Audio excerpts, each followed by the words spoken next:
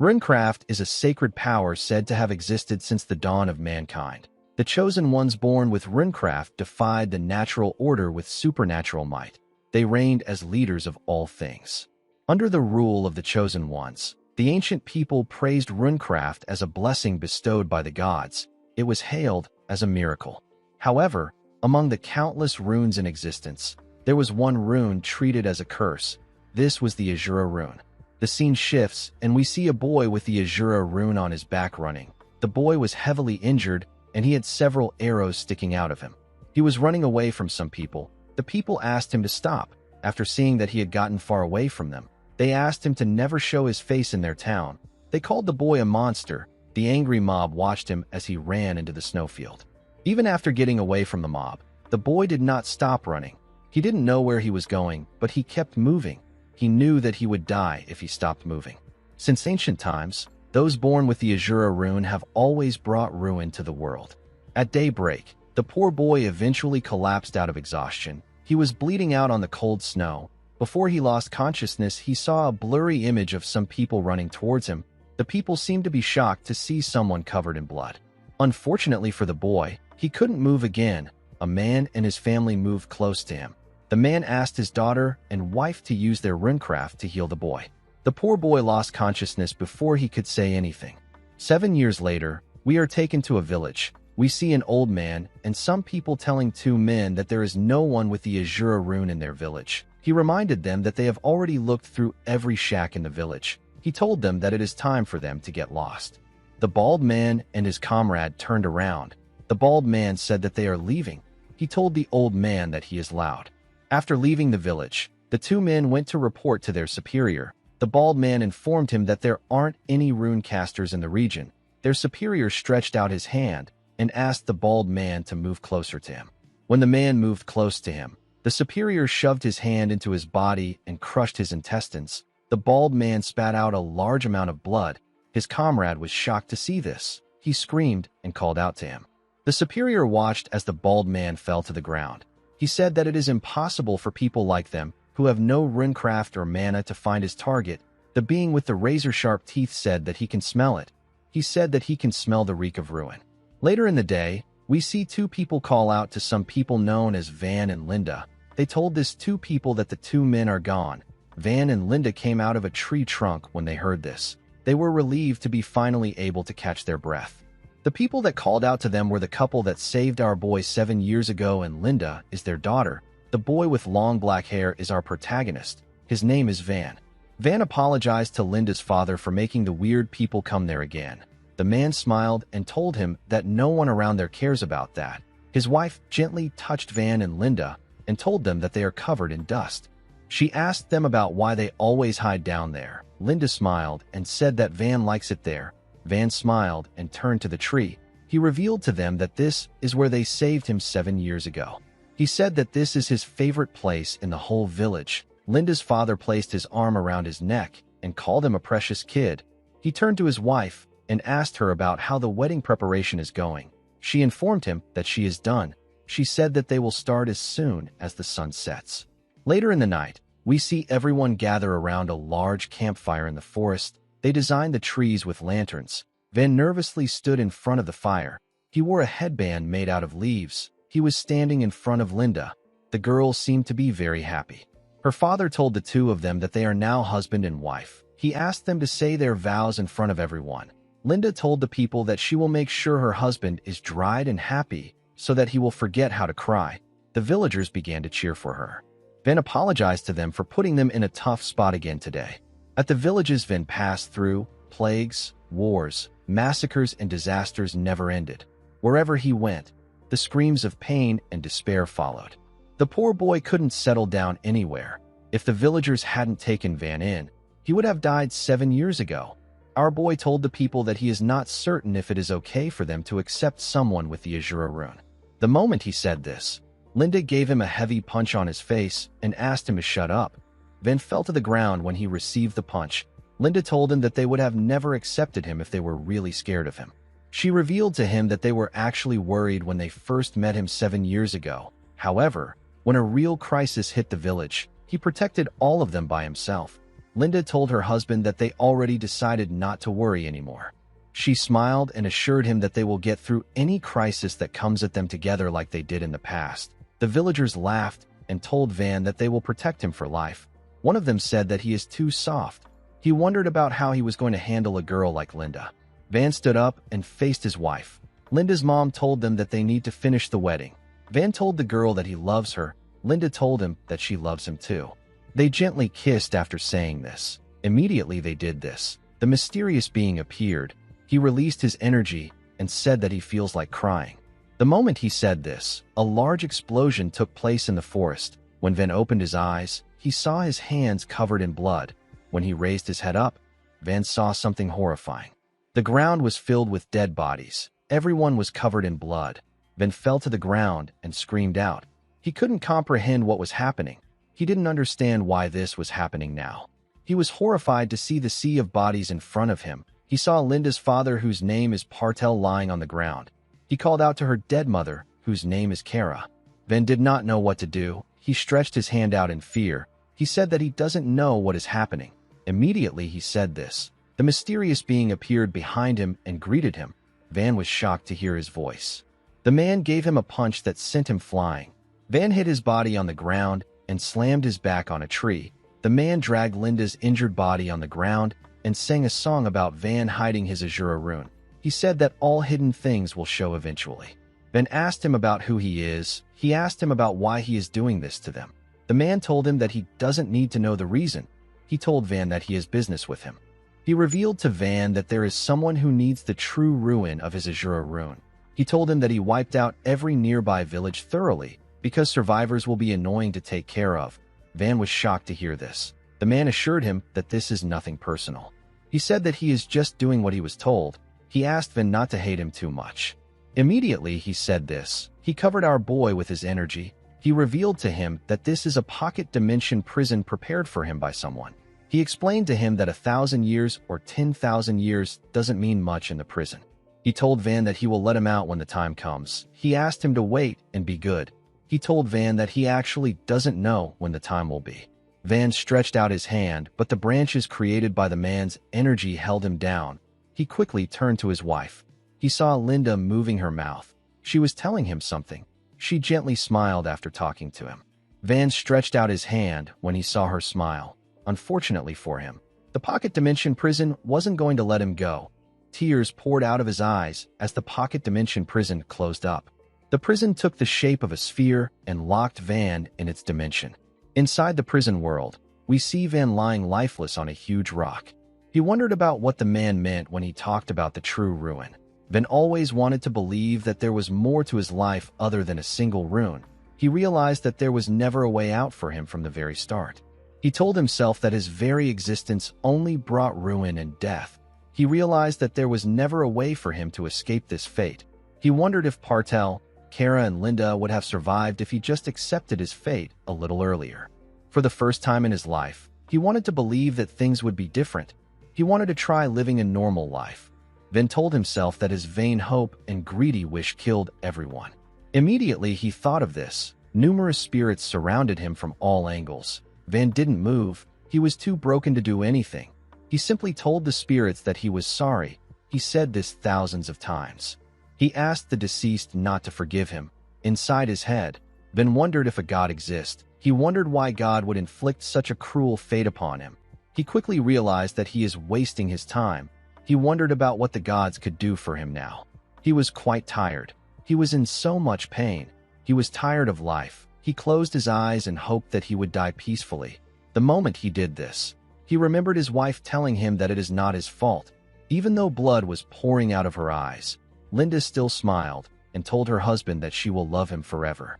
Van opened his eyes when he remembered this. He pushed himself up. His shirt tore apart and his hair grew longer. He disagreed with Linda and said that this is his fault. He opened his eyes, which had turned red, and asked himself about why he is searching for peace. He told himself that he is spouting nonsense. He couldn't believe that he wanted to end things and take the easy way out. He raised his head and screamed. He told himself that he cannot die yet because he still has something to do. With a horrifying look on his face, Van said that he still has to get revenge. He remembered the dead bodies he saw. He remembered people always telling him that the Azura rune invariably brings ruin. Van screamed and said that he doesn't care anymore. He said that no ruin can be worse than this. He remembered the man telling him that someone needs the true ruin of his rune. Van screamed and released a terrifying energy. He said that he will make the person feel the ruin by himself. He promised to show them what true ruin is. He remembered the village people and the family that took care of him. He asked them to give him a little more time. He promised to join them after he gets his revenge. In order to get his revenge, Van had to get out of this pocket dimension prison. He forced himself to stand up. The spirits in the prison materialized. They took the shape of monsters with numerous heads. They all charged at him at the same time. They told him that they are dead because of him. They asked him to die.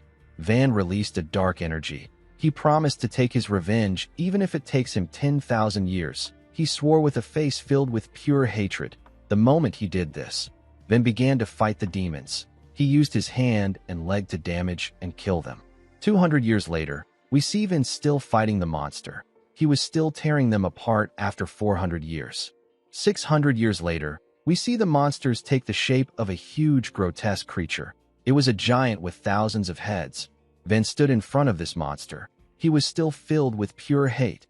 The boy who would walk the Azura path now danced in ruin. Although Van had gotten stronger, he still didn't know the true power of the Azura ruin. In the 999 year, we see Van charging at the huge, grotesque monster. The monster used its hand to slam our boy to the ground. Van stood up. He was covered in blood and filled with despair. Endless agony befell him. Yet the fire of vengeance in his heart did not go out. He charged at the monster. The monster raised its hands and smashed our boy's body on the ground. The entire dimension shook when it slammed Van to the ground. The monster raised its hand up. It was soaked in blood. Van was lying on the ground with his bones crushed. He was slowly losing consciousness. Our boy remembered asking Linda about her dream in a field. The girl told him that she wanted to become his wife and make her parents his in-laws. She said that she wants one son and one daughter. She stood up and revealed to him that she wants to get a home where he will always come back smiling. A gentle breeze blew and made the flowers move around her. Linda told him that she also wants to get a fence to keep him safe. She smiled and told Van that this is her dream. Van fully opened his eyes when he remembered this. The moment he did this, the true power of his rune got released. A crazy-looking demon smiled when this happened. Van screamed out in pain as his body pushed itself up. A dark energy got released from his body. His energy dragged some of the bodies on the ground and placed them on his body to create something. A huge explosion took place in the prison. When the smoke cleared up, we see Van in a new black armor. Our boy knew that this was the true power of ruin. The god of ruins, whose name is Azura, used the power of ruin to summon the armor known as helms. Van walked forward. He realized that no one would have died in the past if he had this power. He clenched his fist and took a stance. He smiled at the monster like a crazy person. He raised his hand and punched the air. His punch pierced the monster's stomach and sent it flying. It slammed its back on the ground. Van jumped and clenched his fist. He covered it with his energy. He activated the first manifested armament. He activated a technique known as Annihilation Fist through the armament. To use Annihilation Fist, Van is given a gauntlet imbued with the power to annihilate matter at the particle level. The destructive power of the technique depends on the user's mana. Van gave the monster a bone-shattering punch on its head. The monster grit its teeth, but it was unable to withstand Van's attack. Our boy crushed it with his fist and destroyed the ground. A large-scale explosion took place in the prison. In the outside world, we see a woman begging 3 bandits to spare her. She told them that she doesn't have any money. The bandits had already killed her husband. Their leader bent down and told her that he will simply take a few organs. The moment he said this, Van appeared behind him. Our boy's body was covered with different black lines which were left on him by his rune. He told the man that he has something to ask him. The leader turned around when he heard this. Van asked him about the year they are in. The man was surprised to hear this. He stood up and smiled. He placed his hand on Van's head and called him a curious young man. He told him that they are in the 1500 year. He asked him about why he is asking. Van didn't answer him. He was trying to calculate the time he spent in the prison. The man's comrade moved behind him and raised his weapon. The leader nodded at him when he saw this. The man slammed his mace on Van's head. Unfortunately for him, His mace shattered. Our boy wasn't even bothered about him. He realized that only 5 years has passed in the mortal world. The man was shocked to see what happened. The other bandits were also shocked to see what happened. With a scary look on his face, Van turned to the man who attacked him. He turned to the other two and gave them heavy punches. The men were unable to move. Van covered his fist with his gauntlet. He moved past the men and gave them light punches. However, these blows were too much for them. The upper halves of their bodies got blown away. Only their legs fell to the ground. The last man knew that he was dead. Van turned and called out to him. The man quickly answered him. With a smile on his face, our boy told the man that he has a question for him. On the continent of Aten, countless kingdoms have been founded there with the power of runecraft since ancient times. Among these kingdoms, there is a kingdom praised as the greatest kingdom in the history of Aten. This kingdom is the Zoe Kingdom. The Zoe Kingdom has dominated the continent as a hegemony for many years. They relied on their overwhelming military strength. The scene shifts, and we see Van showing the man an image of the mysterious man. The man informed him that the clothes worn by the mysterious man is only worn by sorcerers affiliated with the royal family of the Zoe Kingdom. Van asked him if he has really seen him. The man who was hanging on a tree smiled with broken teeth and assured our boy that he has seen the mysterious man. He said that he can't lie. Van asked him to share more details with him. The man revealed to him that a mercenary named Kezarak visited the leader, whose name is Digiol, and gave them a request 5 years ago. Kezarak said that the request came from some big shot. He told the leader that the request is nothing special. He explained to him that he needs to find someone and clear a few villages. He assured him that he will pay him a lot of money. He asked him if he will take it. Although Kezarak said that it is a big shot, the bandits did not expect it to be a sorcerer from the Zoe Kingdom. There was no reason for them to refuse, so they accepted the request immediately. Since they were bandits, this wasn't a big deal for them. They easily cleared the villages and left no traces behind. The man said that it was tough for them to burn all the corpses because there were so many. He told Van that they were still able to take care of them. After they were done with the job, Kezarak paid them and left immediately. Van asked the man if there was a girl with short orange hair among the corpses. The man said that there was. He told our boy that the girl caught his eyes instantly. He said that her corpse was probably burned too. He said that it was a shame because she was so pretty. He told Van that she would have fetched a high price if she was sold as a slave.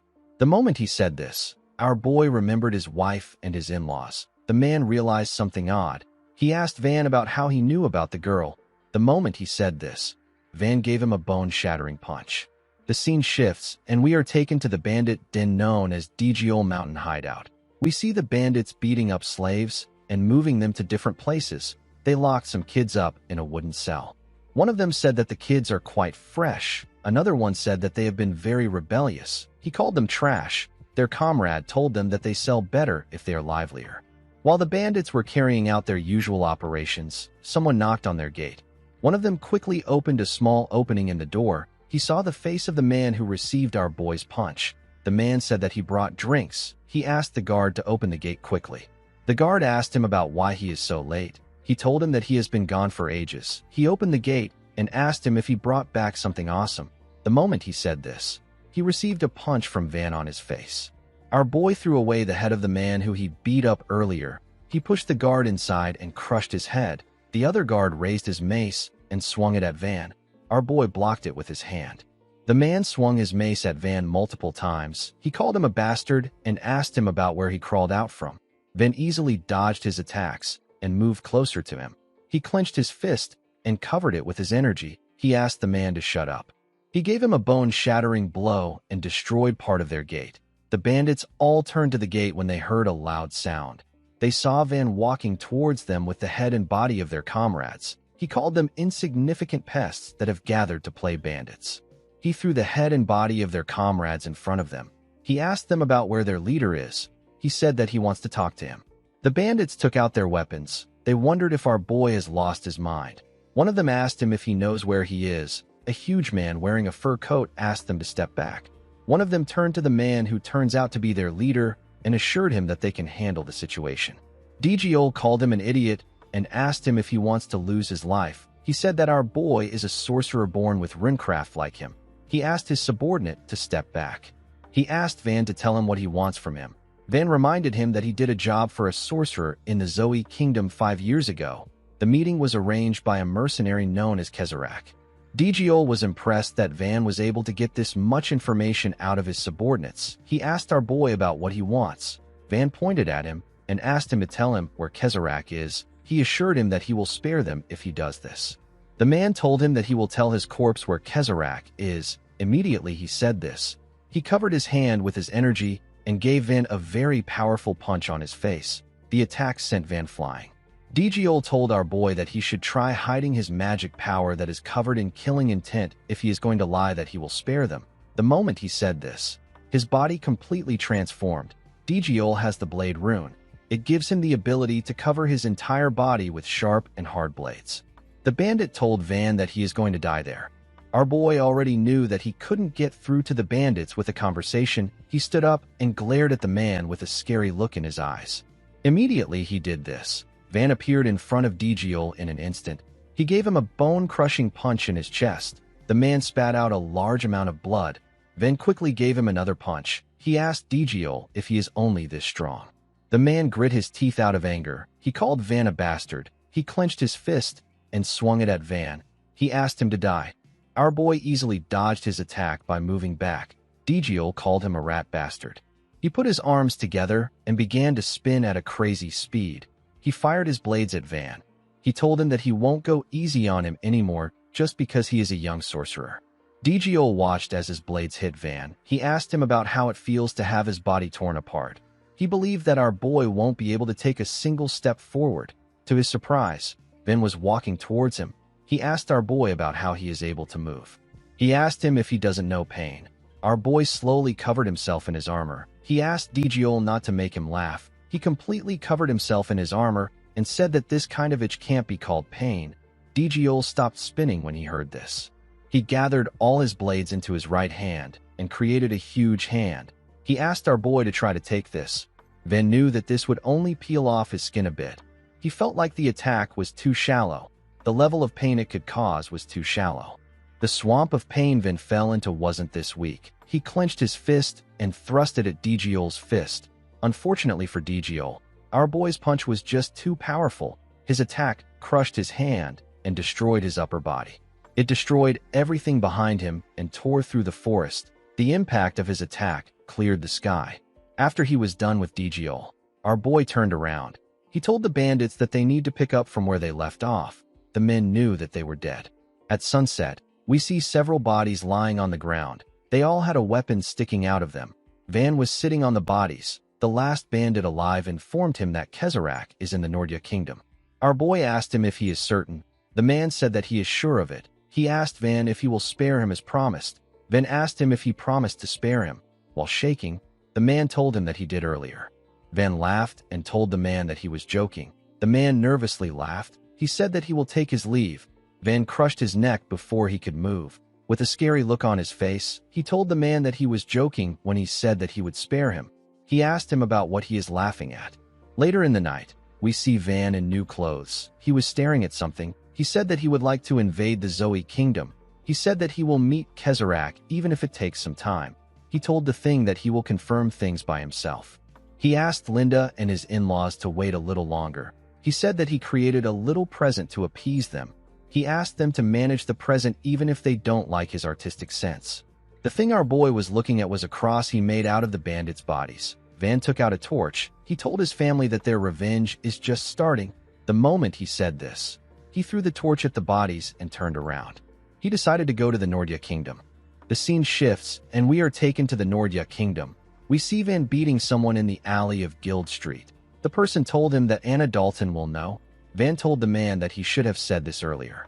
He thanked him for the information and walked past the numerous people he beat up. Our boy tore the members of the gang apart. Now he needed to find out where Anna Dalton is. He knew that he couldn't afford to waste his time because there was no guarantee that what happened yesterday won't happen again today. The scene shifts, and we are taken to the day before. We see Van releasing a large amount of energy from his body. Our boy screamed out in pain as his energy poured out of his body. Van did not expect his magic power to be running wild. Nothing happened when he was locked up yesterday. Magic power is an unknown particle that cannot be seen with the naked eye, but it exists across the universe. The people who accumulate this magic power floating in the air within their body and manifest the ability of runecraft through the accumulated magic power are known as sorcerers. In other words, a sorcerer's body is a vessel that holds magic power. If this magic power runs wild within the sorcerer's body, the sorcerer could die. Van knew that his body could explode if his magic power continues to run wild.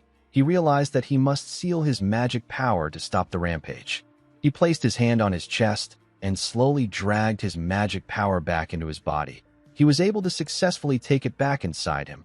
He fell to the ground and began to breathe heavily. He did not think that he would almost die. The scene shifts, and we are taken to the present.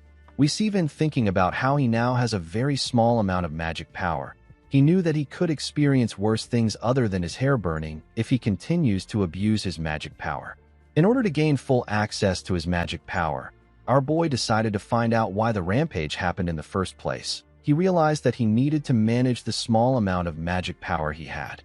While he was thinking, someone stood in front of him.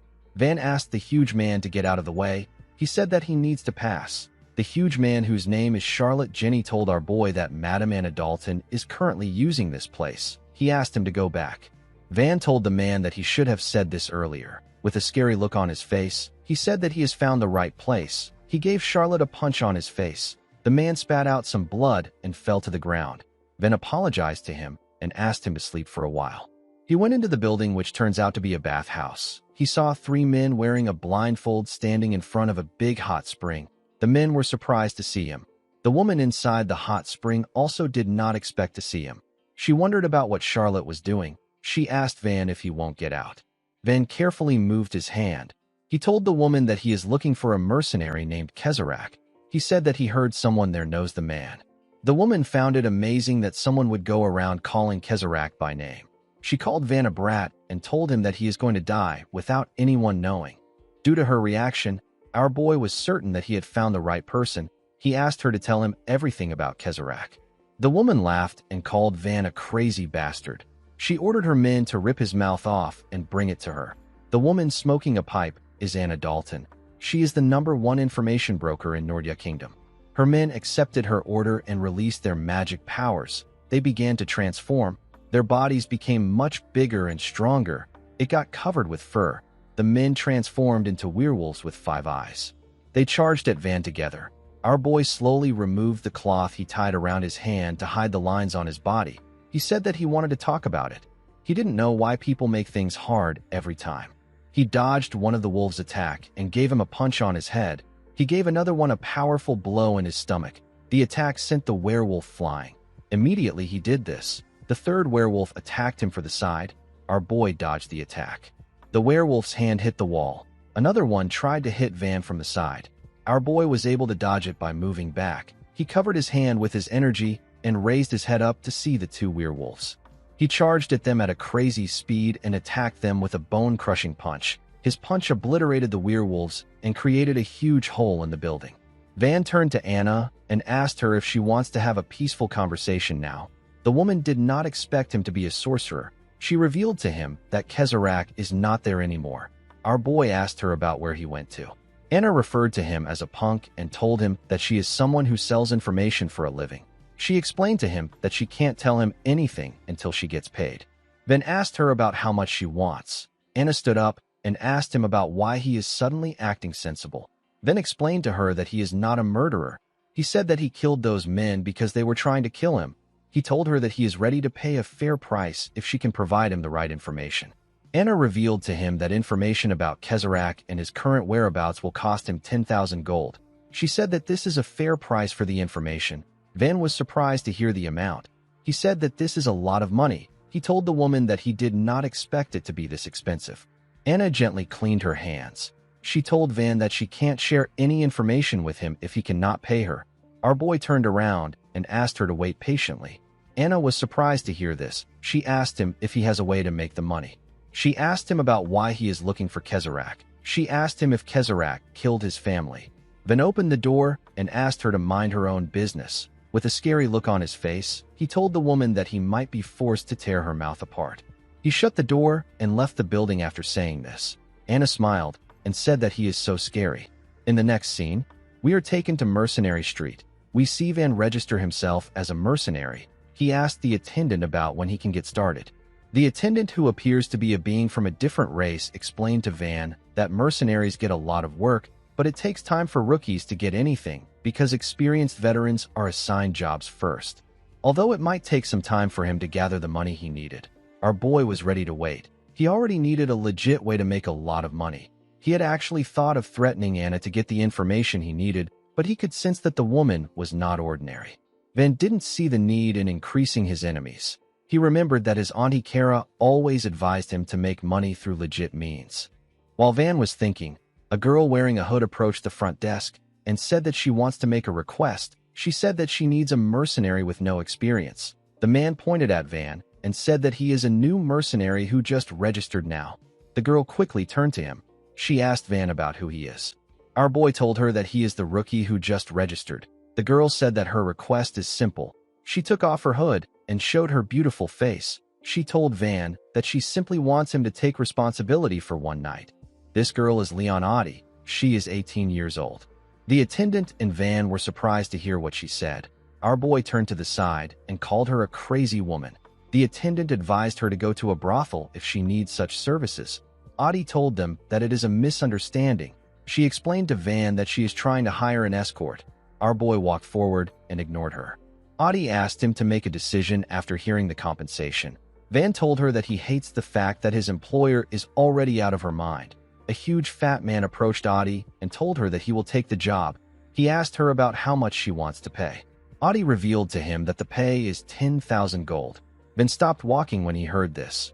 Audie apologized to the man and told him that she can't hire a veteran with a well-known face like his. The man assured her that he is better than a rookie. Audie declined his offer. The man grabbed her hands and told her that he is better than Van. The woman asked him to let her go. The man was annoyed to hear this. He called her a frustrating young woman and told her that she should be thankful he is offering to take the job. Van moved close to him and referred to him as trash. He asked him to take his hands off the woman. The man was surprised to hear this.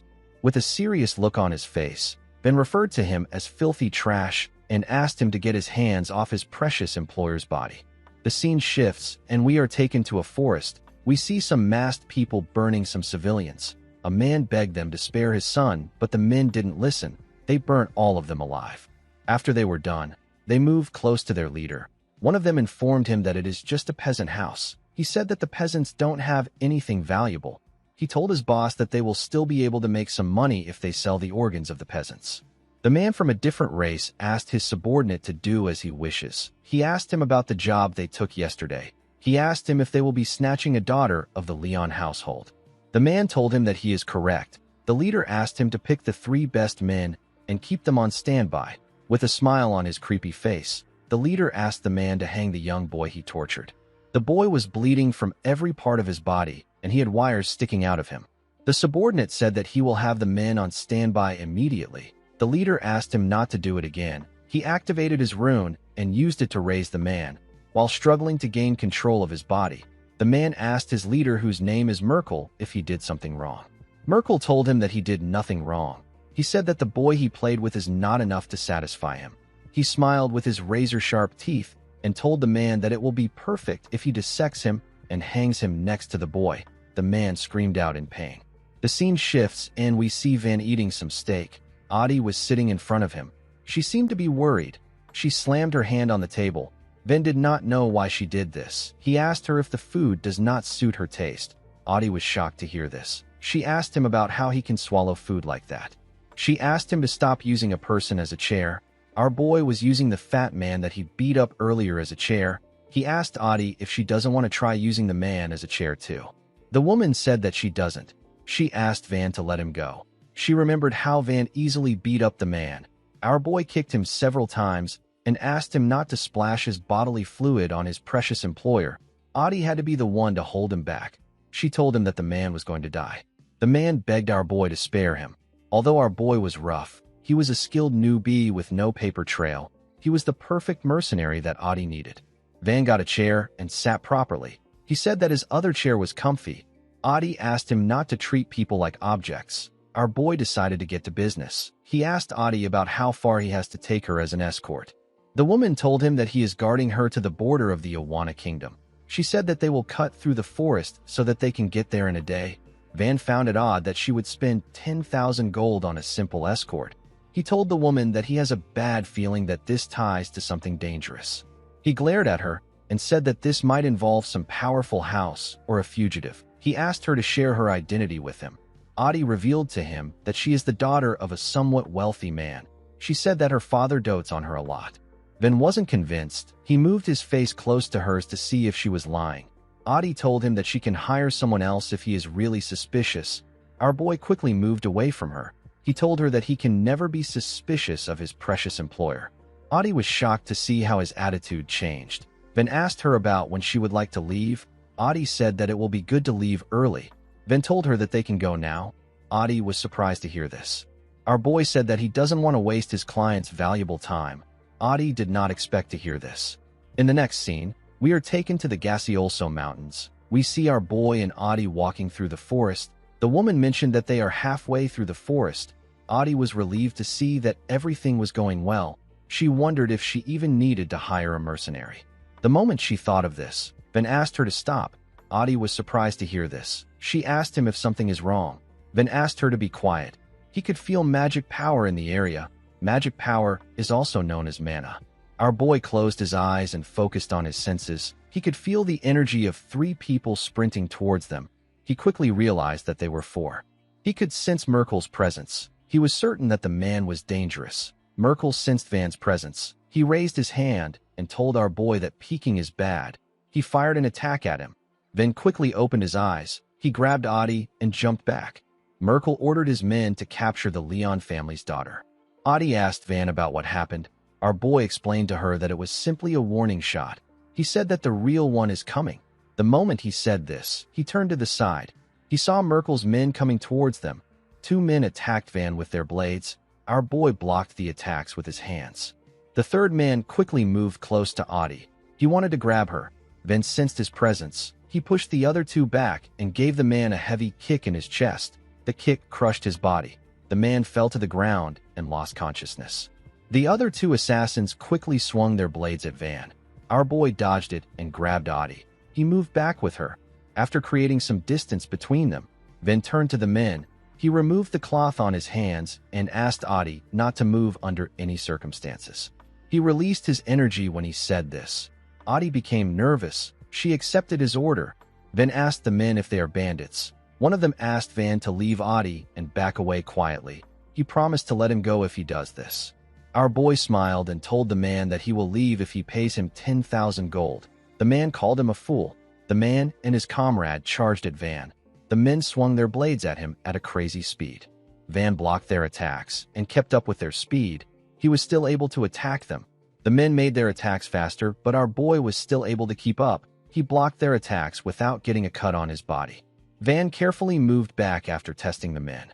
One of them said that he was worried that he would be a sorcerer. He told Van that he is just a brat. Our boy released his energy and said that he was just being careful. He told the men that he didn't expect them to be so stupid. Immediately he said this, he appeared in front of them and gave them several punches at a ridiculous speed. He gathered his energy in his fist and gave them a bone-crushing punch. His punch tore the men apart and blew away the things around them. The men's bodies were completely destroyed. Only their legs were left. Van called them a bunch of clowns. Adi could not believe her eyes. She believed that Van was younger than her. She wondered about how he was this powerful. She knew that her father would be shocked and thrilled if he saw this. The moment she thought of this, someone said that sorcerers often gauge each other's mana because the amount of mana a sorcerer has often matches his skill level. Van was surprised to hear the person's voice. He turned to him and told him that he thought he ran away because he stayed hidden for so long. The person he was talking to was Merkel. Merkel was surprised to see that Van had the same amount of mana as him even though he is just a kid. He wondered if our boy was born with it. He said that he will have to dissect him. With a creepy smile on his face, the crazy man told Van that a sorcerer like him must have amazing organs. Merkel is also known as the Mad Anatomist. He is the leader of the Merkel gang. The gang is involved in murder, human trafficking, kidnapping, and other heinous crimes. Merkel told Van that he will dissect him painlessly if he hands over Adi. Our boy asked him to screw off. Merkel raised his hand and asked him to die. He fired his energy at him. Van called out to Audie. He asked her if she was lying when she called herself an ordinary merchant's daughter. Audie was shocked to hear this. She didn't know what to say. Van asked her to save her excuse. He said that he is not interested in listening to it. He grabbed her clothes and moved her in front of him. Audie was shocked to see what Van did. The attack was about to hit her. She called Van a bastard. Merkel was shocked to see Audie in front of Van. He could tell that our boy was serious about letting her take the hit. Before his attack could reach Audie, Merkel stopped it. With a look of anger on his face, the man called Van a crazy bastard. Audie told our boy that she almost died. Merkel asked Van if he isn't Audie's bodyguard. Audie called him a lunatic and reminded him that she is his employer. Van wasn't listening to her. He saw that Merkel twisted the direction of his attack in an instant. He realized that the man was a sorcerer that was skilled in manipulating mana. He understood that Merkel's goal isn't to kill Audie. He wanted to capture her. Van could not believe that Merkel wanted to take away his money. While he was thinking, Audie called out to him. She asked him if he is listening. Our boy told her that he will overlook her lie for now. Audie could not believe that he just brushed off the fact that he tried to kill her. Van moved close to her and asked her to stop arguing. He told her that he is going to throw her. He asked her to land safely on her own and hide like a mouse. He asked her if she understands. Audie was shocked to hear this. She couldn't believe that he wanted to throw her. Van asked her to relax. He assured her that she won't die. The moment he said this, he grabbed her clothes and threw her into the air with a large amount of force. He sent the woman away from the area. Merkel released his mana and asked the woman about where she is running to. He quickly began to run. Before he could get past Van, our boy grabbed his leg and asked him about where he is going. He clenched his fist and covered it with his energy. He dragged Merkel back and gave him a heavy punch on his face. He quickly changed his stance and gave the man another heavy punch in his stomach. Merkel got pushed back, but he was able to quickly regain his balance. He laughed like a madman. Van noticed something odd about the man. He was certain that his attacks landed on the man, but he could feel like they were blocked by something. Merkel smiled with his razor-sharp teeth. He told Van that he will carve him up and go after Audie. He asked our boy to look forward to it. He assured him that it will be an electrifying experience. The runecraft in Merkel's possession is the psychokinesis rune. His rune allows him to manipulate an object's physical state with mana. He also has the ability to discharge power in an instantaneous burst like a shockwave. Merkel raised his hand and fired an attack at Van. Our boy quickly moved to the side to dodge the attack. Merkel charged at him with this opportunity and gave him a punch when he got close to him. Van used his arms to block the attack. He realized that Merkel was good at hand-to-hand combat, and his body was clad in psychokinetic energy. Van quickly took a stance and gave the man a heavy punch in his stomach. The attack didn't move Merkel. He raised his hand and pointed it at Van. Our boy quickly moved away from Merkel's sight. The man fired his energy. Immediately Van moved. Our boy quickly swung his fist at him. His attack was blocked by a shield.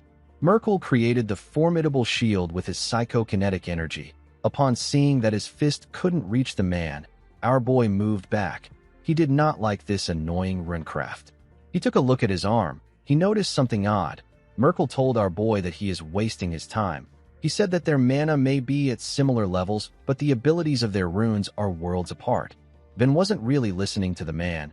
He was more focused on his arm. Merkel told him that he can take him in if he wants to work for him. He assured Van that he can earn several times the amount that Audie is offering him if he works for him. Van revealed to him that Audie agreed to pay him 10,000 gold. Merkel laughed when he heard this. He revealed to Van that they can get this kind of chump change by attacking 2 villages. He told our boy that he is getting paid a small amount for his skills. With a scary tone in his voice, Van asked him about what he means by attacking villages. With a smile on his face, Merkel said that he is involved in things like assassination, kidnapping, robbery, and human trafficking.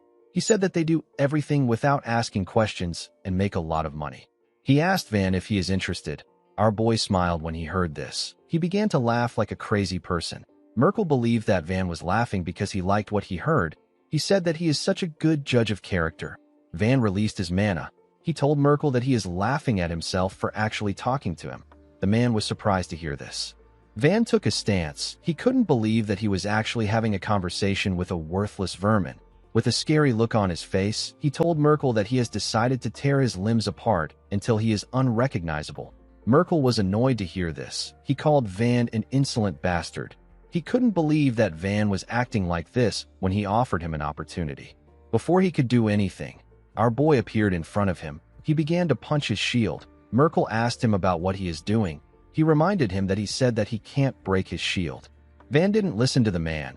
He made his punches faster. He began to slowly push Merkel back. His attacks gradually became stronger. His punches began to crack the shield. He was able to completely shatter it. Merkel was shocked to see this. Van gave him a punch on his arm. His attack blew away Merkel's entire arm. The man screamed out in pain. Van didn't give him the chance to rest. He gave him another heavy punch on his chest. His attack sent the man flying. He crashed on the ground. Merkel called Van an insolent bastard. He told him that he is no longer interested in his organs. He pushed himself up and told Van that he will pay the price for rejecting his mercy. Immediately he said this. He released his mana. He concentrated his mana into a triangle-shaped attack. He asked Van to be reduced to dust. He smiled and fired an attack known as psychokinetic blood strike at our boy. The powerful energy got fired at Van at a crazy speed. It destroyed the things around them. Merkel was shocked to see that Van was still standing. He was certain that they had similar mana levels. He couldn't believe that Van stopped his psychokinesis with one hand. Our boy found it funny that Merkel thought that they had similar mana levels. He released his mana and called Merkel an idiotic bastard. Merkel instantly felt Van's horrifying mana. He couldn't comprehend what was happening. He couldn't believe that Van possessed such a ridiculous amount of mana. Van appeared in front of him in an instant. He asked him to fall to hell. He activated the Annihilation Fist and gave Merkel several punches before he could even react. He gave the man a bone-crushing punch and used it to tear a hole in his chest. Immediately he did this. Our boy picked up his cloth from the ground and wrapped it around his arms. He simply walked forward.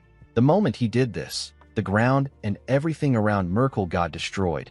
A huge explosion took place in the area. Our boy didn't even bother to look back. He decided to fetch his employer.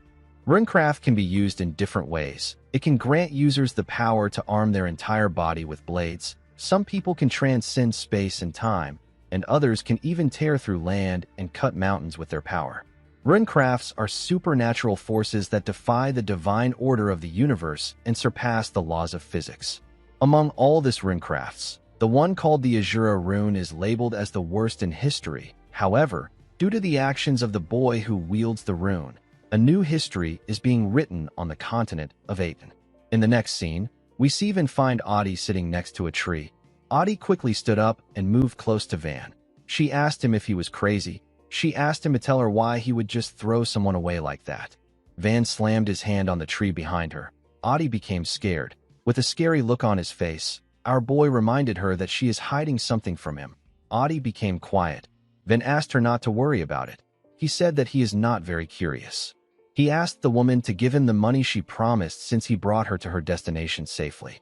Audie quickly took out a bag full of gold and gave it to Van. She told him that there is 10,000 gold in the bag. Van turned around and told her that he is leaving. Audie called out to him. Our boy stopped walking and turned to her. The woman hesitated and said that it is nothing. Van walked forward and said that he is really leaving. Audie wanted to take our boy to her family, but she didn't want to drag such a young mercenary into the war. She felt bad about letting Van go. She turned around and decided to return to her family. The scene shifts, and we are taken to Anna Dalton's third residence in the Nordya Kingdom. We see Van throw the cash on the ground in front of Anna. The woman was impressed. She believed that Van had someone backing him. Our boy asked her to give him the information he requested for. Anna told him that she will only take half of his money. Van did not expect to hear this. Anna revealed to him that she failed to track down Kezerak. She said that the man is incredibly thorough. She told Van that she will tell him about Kezerak and anyone who might know where he is. Our boy asked her to tell him quickly. Anna asked him if he has ever heard of a mercenary group called Tease. Van said that he hasn't. Tease is a mercenary group that is involved in various crimes like murder, kidnapping, human trafficking, assassination, infiltration, and more. The leader of Tease is Kezerak. The mercenary group started to become famous around 5 years ago. Now their influence is so great that they can dominate a small frontier nation.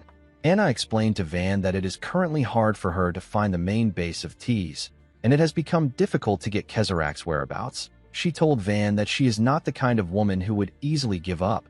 She revealed to him that she has found the location and whereabouts of one of the T's executives. She took out a poster of the executive and showed it to Van. She told him that he will immediately recognize the man thanks to the long scar on his face. This man is a brutal assassin born with the concealing rune. He has never failed to take out his targets. Van believed that the man will know where Kezarach is. He asked Anna to tell him where the man is. The woman revealed to him that the assassin is in Valhild City in the Bogra Kingdom. The scene shifts, and we are taken to Valhild City. We are taken to Merkel's group base. We see several dead bodies on the ground outside. Inside the base, we see more bodies on the ground. A man chased after some men with a weapon. The man easily cut down the men. One of Merkel's subordinates turned around when he saw the man who was killing his comrades. He asked the killer about why he is attacking them. The executive with the long scar on his face told the man that he is just doing what he was told. He said that he might have been given the order because their group failed the mission given to them by Kezarach. The man told him that no one mentioned that the woman was protected by such a monstrous bastard. He told the executive that they lost their chief because of him. The executive apologized to him. He explained to him that they didn't think that Merkel would be defeated by some frontier mercenary. The man couldn't believe that the assassin killed almost all of them because of a single failure. The assassin asked the man to think of it as punishment. He told him that they are both low-level killers. The man laughed when he heard this. He asked the assassin to screw off. Immediately he said this. He ordered the rest of his men to attack the assassin. The men quickly jumped out of hiding and charged at the assassin. The man told the assassin that he will be the one to die there. He raised his hand and activated his rune. The man uses the touch rune. It allows him to create a huge hand made of mana that can be freely manipulated. The moment the man activated his rune, he used the huge hand to hold the assassin down. He let his comrades get close to the assassin. Before they could swing their blades at him, the assassin apologized to them for what he was about to do. Immediately he did this. He activated his concealing rune and disappeared. Everyone was shocked to see this. They couldn't believe their eyes. The assassin appeared behind the man using the rune in an instant. The man quickly turned around when he sensed his presence. He realized that he was screwed. A while later, we see the assassin walk out of the building. He saw a man waiting for him outside. The man asked him if he has taken care of everything. The assassin asked the man if he cannot see that he is covered in blood. He told him that he can go inside to check by himself. The man said that he cannot do such a thing. He told the assassin that he must have handled it as clean as he usually does. The assassin asked him to get lost if he has confirmed everything. The man informed him that an investigation is being carried out on the mercenary who killed Merkel. He told him that the mercenary has black scars around his eyes and neck, due to the fact that the man was telling him about Van. The assassin asked him if our boy is now a target. The man laughed and told him that he is correct.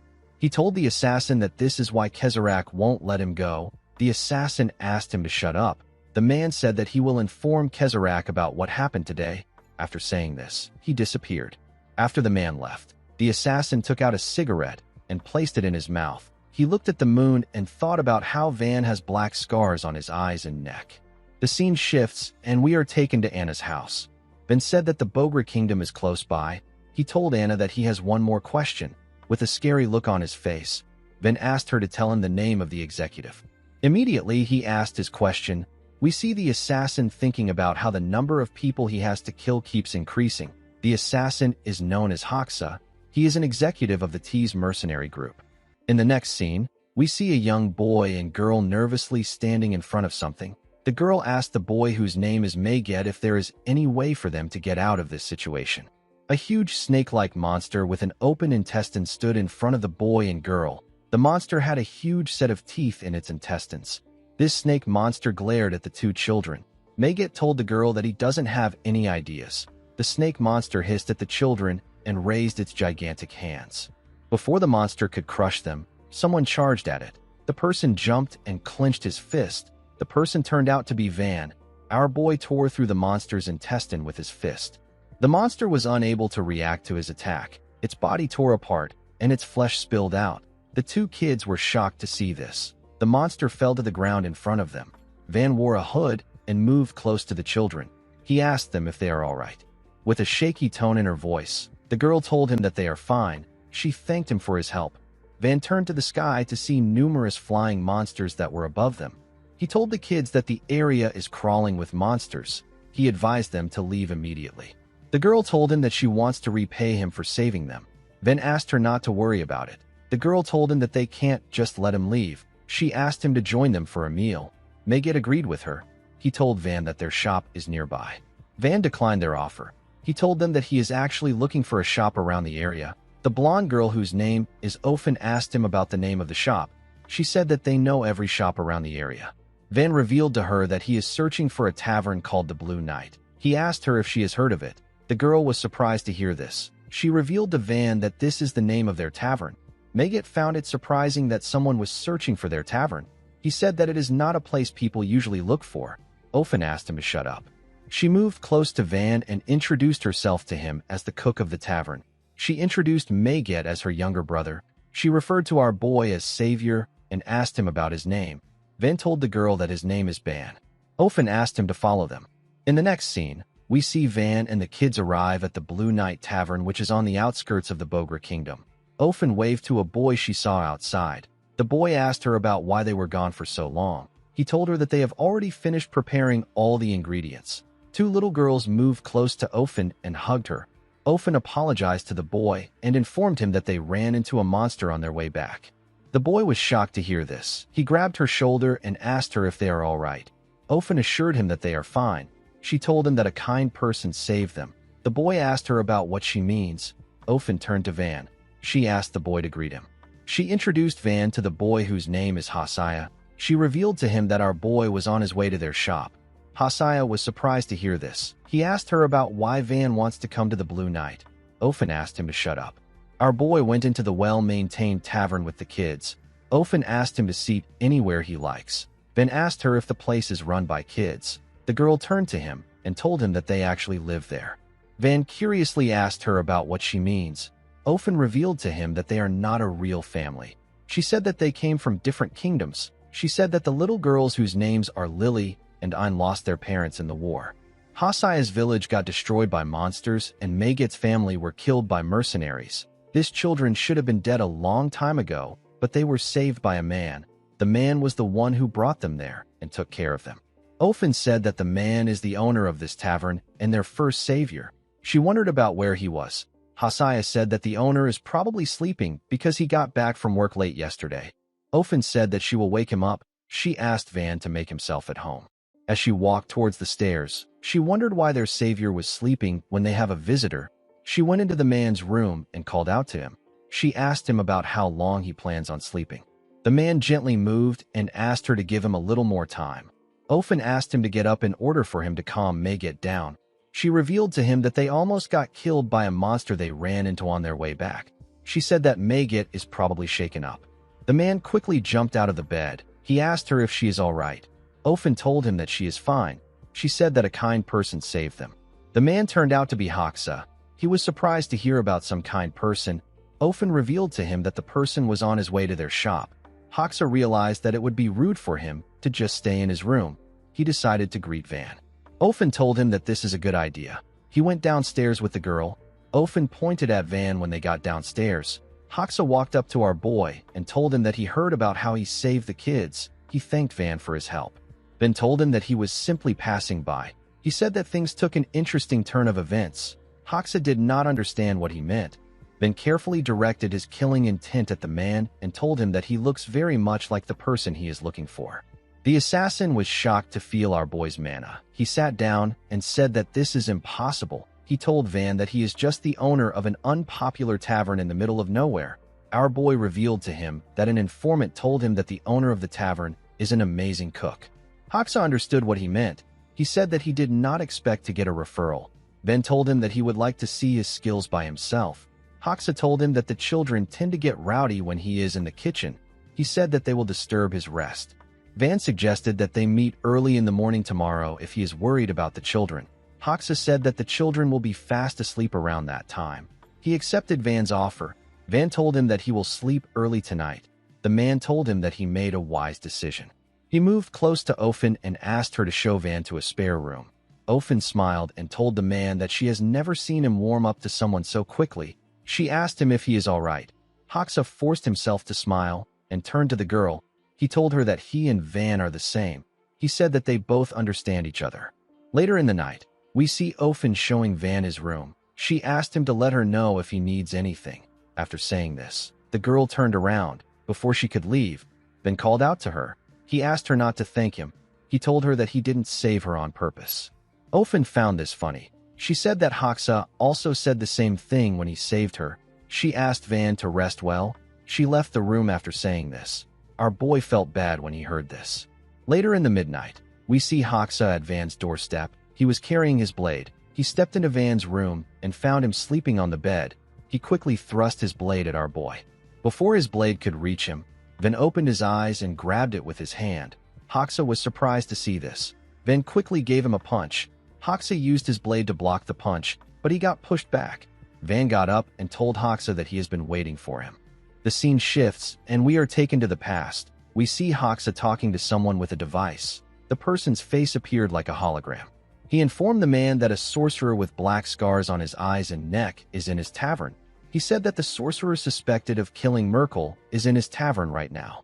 The man said that this will save him a lot of trouble. He asked Hoxa to summon him with the formation right now. Hoxa said that Van might sense something and try to run away. He told his comrade that he will make sure Van can't escape before he summons him. The man told him that he will be waiting for him. The scene shifts, and we are taken to the present. We see Van telling Hoxa that he has a disgusting behavior.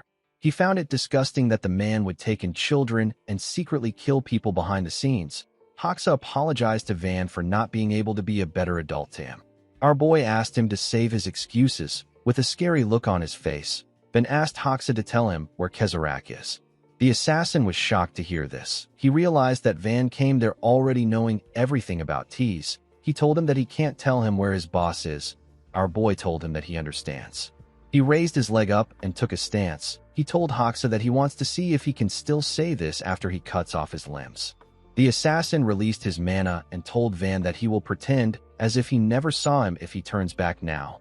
Our boy reminded him that he just tried to kill him earlier. Hoxa said that he understands. He took out a paper containing several words.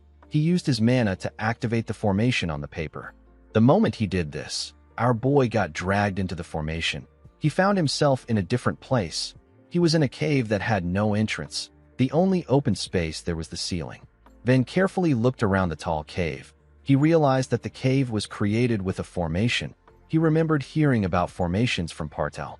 A formation is a runecraft power inscribed into letters or images. When mana is poured into a formation, the stored power can be unleashed. Formations are usually cast by using paper as a medium, but they can also be set up using certain places or objects. Our boy wondered about where Hoxa went. He wondered if he ran away. Immediately he thought of this. Hoxa swung a blade at his head. Van was able to dodge the blade, but he got a cut on his cheek. He sensed mana in the blade that he dodged. He quickly moved back to dodge multiple slashes. He created some distance between himself and the blade. He charged at the location. He sensed Hoxa's presence and thrust his fist at it. His hand destroyed the wall, but he wasn't able to reach the assassin. Our boy noticed that the man's presence has vanished again. The moment he thought of this, the assassin appeared next to him and advised him not to turn his back on his opponent. Van was shocked to hear his voice. Hoxa thrust his blade at Van. Our boy was able to dodge it by bending his head. He quickly jumped back in order to create some distance between himself and the assassin. He realized that he can't see Hoxa with his naked eyes, and he can't sense his presence. He couldn't even hear a sound in the cave. He knew that this was Hoxa's runecraft. The assassin stood at the top of the ceiling. He put another blade on his other arm and put them together. The assassin uses a concealing rune. It allows him to erase his presence completely. Hoxa activated his rune and charged at Van from above. Our boy was able to dodge it by running fast. Although it was hard for him to dodge attacks in this narrow cave, it was even harder for him to locate the man. The moment he thought of this, he jumped in order to dodge Hoxa's blade. He quickly moved back. He clenched his fist and moved forward at a crazy speed. He was moving close to the invisible assassin. Hoxa was shocked to see Van coming at him. He quickly realized that our boy has figured out his location. Before he could move, Van grabbed his neck and raised him up. He told him that hiding his body won't help him because he can still see his mana. One of his eyes turned black when he said this. The eye is his second manifested armament. It is known as the truth eye. The eye allows him to perceive even the faintest mana that is undetectable to normal senses. Hoxa could not believe what was happening. Van slammed his body to the ground with a large amount of force. The impact of the attack destroyed the ground. Hoxa spat out some blood and rested his back on the wall. He told Van that he is the second rune caster to find him with mana alone in his 40 years as an assassin. Van asked him to tell him where Kezharak is. Hoxa asked him to tell him what he thinks of his kids. He said that they are quite adorable. Unfortunately for him, Van was not ready for his nonsense. He grabbed his arm and asked him to tell him where his boss is. He removed his arm and asked him to answer him. The assassin screamed out in pain, while breathing heavily. He said that he has murdered countless people because of Kezharak's order. He said that he is a man beyond forgiveness. Our boy placed his hand on his other arm. He told Hoxa that he will rip off his other arm if he confesses to him one more time. Hoxa said that he cannot die, yet even if everyone condemns him. He said that he hasn't protected the children yet. He asked Van to accept his apology. Immediately he said this. He took out another paper and inserted his mana into it. Our boy was surprised to see another formation. A portal appeared above Hoxa. A monster jumped out of the portal and gave Van a blow in his chest. The attack pushed him back. Hoxa's comrade was on the monster. He said that he has finally found our boy. Van gently cleaned the blood on his lips. With a menacing look in his eyes, he called out to the man and asked him if he cannot see that they are talking. Van noticed that he was bleeding in his stomach. He realized that the monster's claw went into him. The man carefully looked at Van to see if he was his target. The fact that our boy was able to drive Hoxa to this point convinced him that Van is the one who killed Merkel. Hoxa pushed himself up. He advised his comrade to be careful. He informed him that Van found him with his rune. He said that he can't even guess his level as a sorcerer. The man was impressed when he heard this. He did not think that someone so young would be this powerful. Van called out to the man. He asked him if he is willing to answer his questions. The masked man asked Hoxa about what our boy is talking about. Hoxa revealed to him that Van asked for Kezharak's location. The man laughed and apologized to Van. He took off his mask. With a creepy smile on his face, the man told Van that there is no one who will answer his question. This bald man's name is Bridgeton. He is also an executive of Tease. Van realized that he couldn't talk things out with the man. He charged at the bald man. He clenched his fist when he got close to him. The monster behind Bridgeton clenched its fist when it saw Van. It quickly attacked our boy before he could touch Bridgeton. Van was able to block its attack with his fist. Immediately he did this. Hoxa appeared behind him. Our boy quickly turned to see the man. Hoxa swung his blade at him. Van jumped to dodge the man's blade. The monster's fist hit the ground when Van went up. Our boy clenched his fist and swung it at the monster while he was in the air. The monster raised its hand to block his attack. Van told it that it is not wise to block his attack. Immediately he said this. He slammed the monster's hand to the ground and destroyed it with his punch. The monster screamed out in pain. Our boy ran forward the moment he landed on the ground. Bridgeton smiled at him. He told him that he has achieved remarkable things as a young sorcerer. He gathered his mana in his hand and asked Van to tell him what he will do next. He revealed to him that the amount of monsters he controls is not limited to one. The moment he said this, several monsters came out of portals in the air. Bridgeton used his rune to bring them down. Bridgeton has the summoning rune. It allows the user to summon a subspace connected to another dimension. This makes it possible for him to store and retrieve anything he needs. Our boy saw the monsters coming towards him. He believed that it didn't matter because he could destroy them all with his attacks. Before he could do anything, Hoxa attacked him. He told Van that he let his guard down. He landed 2 cuts on Van's knees. This made Van lose his balance. The huge monsters fell upon our boy and pressed him down. Van was unable to move. The monsters held him down with their bodies. Bridgeton moved close to him. He was amazed to see that Van was all right. He told him that one of these monsters is enough to crush a normal sorcerer. He couldn't believe that Van was not injured. He asked him about the type of rune he uses. He asked him if it is body enhancement. Van told him that he is the only one allowed to ask questions. He advised the man to give him the answer he wants. Bridgeton smiled when he heard this. He told him that he likes his fiery personality. He offered to make Van an assassin of T's assassination squad. With a creepy smile on his face, he raised his hand and activated his rune. He told Van that he has to first make him his slave. Bridgerton has another rune known as the Domination Rune. It is a rune that allows the user to invade a target's inner world. The user will destroy the existing version of the person and reshape their identity into whatever they wish. Van was shocked to see that the man had two different runes. Bridgerton quickly placed his hand on our boy's head. He told him that he will soon be reborn. The moment he said this, Bridgerton found himself in a world covered with red clouds. Even the ground was red. The man wondered about where he was. He quickly realized that he was in Van's inner world. Bridgerton had turned countless monsters and sorcerers into his slaves with his domination rune, and he has never failed before. He believed that he would always be able to take over his opponent's mind no matter how strong they are. When the man turned around, he saw a huge demon carrying a huge sword. The demon was smiling at him. Other demons appeared around the man.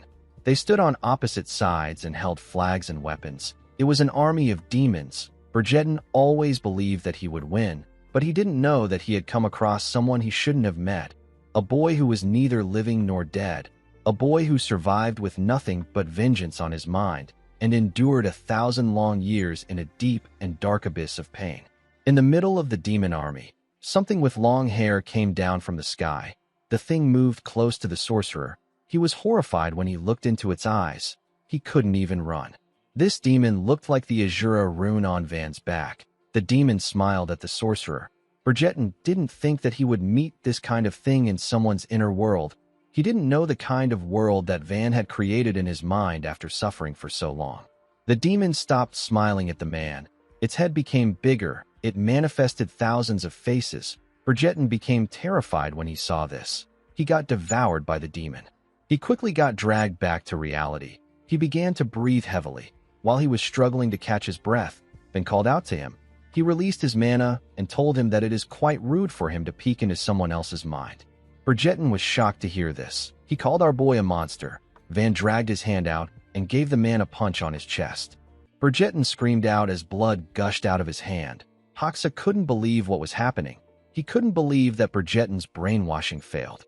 Van raised the monsters on him up and said that one sorcerer locks people in a strange cage while the other one peeks into others' secrets. He told the men that they are quite unpleasant. He threw the monsters up and gave them a life-crushing punch. He destroyed every single one of them with this earth-shattering punch. His attack destroyed the cave and threw the sorcerers out of the dimension. They were sent back to reality. They landed outside the shop. Hoxa and Bridgerton got slammed to the ground. Van was thrilled to see that the formation was broken. Hoxa tried to stand up, but he was too injured. He spat out a large amount of blood. Van took a look at Bridgerton. He saw that the man has already passed out. He decided to question Hoxa. He grabbed the assassin by his hair. Hoxa screamed out.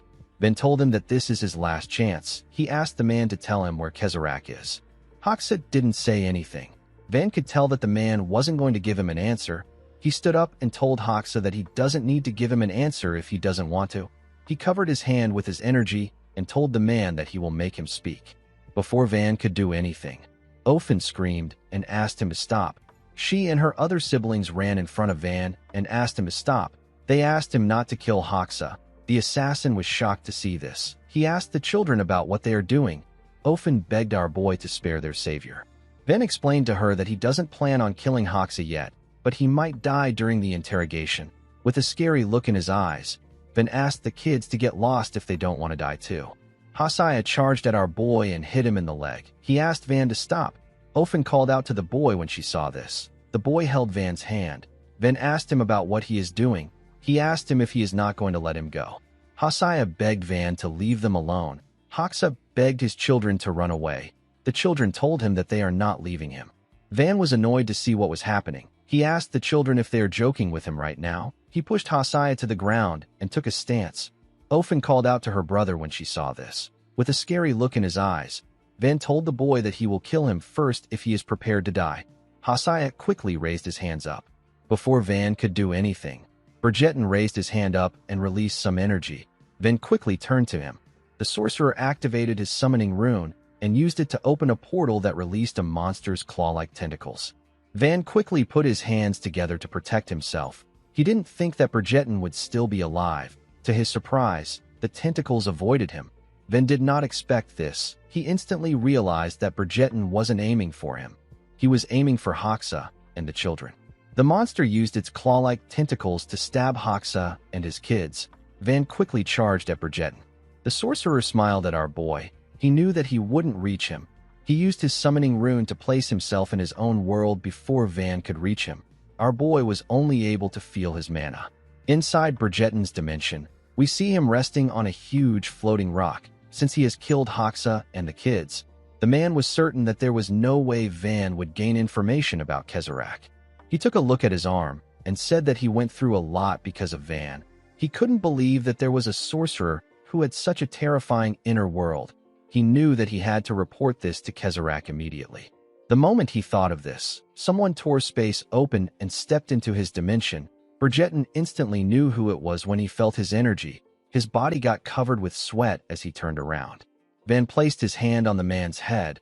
With a nervous look on his face, Bridgeton asked Van about how he got into his dimension.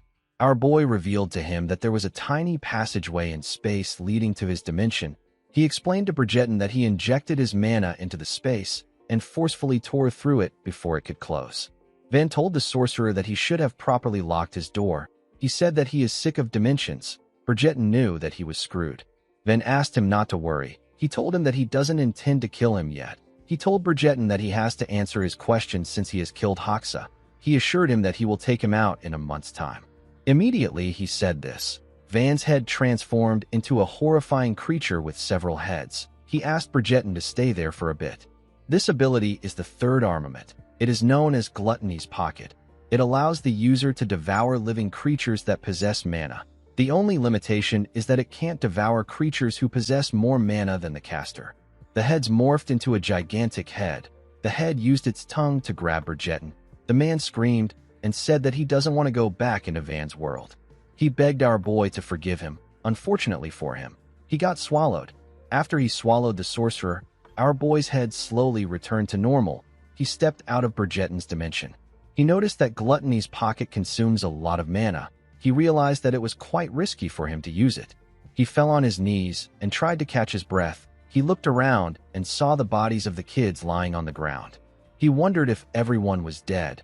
Since he had secured a hostage who would provide necessary information, Van decided to leave the place and recover his mana. The moment he turned around, Hoxa asked him to wait. He told him that Ofen can still be saved.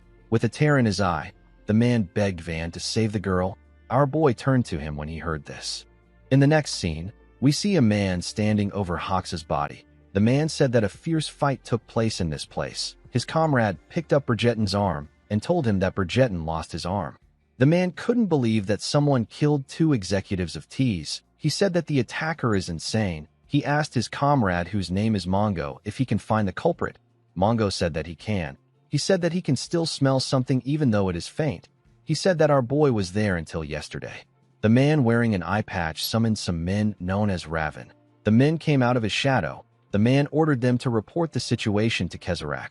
He said that he will track their culprit with Mongo. The men accepted his order. The man turned to Hoxa and wondered if this is the end he wanted so badly. He said that it is an empty and meaningless end. The scene shifts and we are taken to the mountains. We see Ofen open her eyes and scream. When she raised her head, Van asked her if she is finally awake. The girl asked him about where they are. She quickly turned to him and asked him about Hoxa and the kids. Van revealed to her that everyone else died. The girl was shocked to hear this. Blood gushed out of her eyes. She screamed and said that this can't be true. She told Van that he saw the wrong thing. She slowly pushed herself up and said that she has to go save everyone. She said that they can't die yet. Van asked her to shut up. He revealed to her that he buried the children's bodies himself. The girl fell back down and screamed.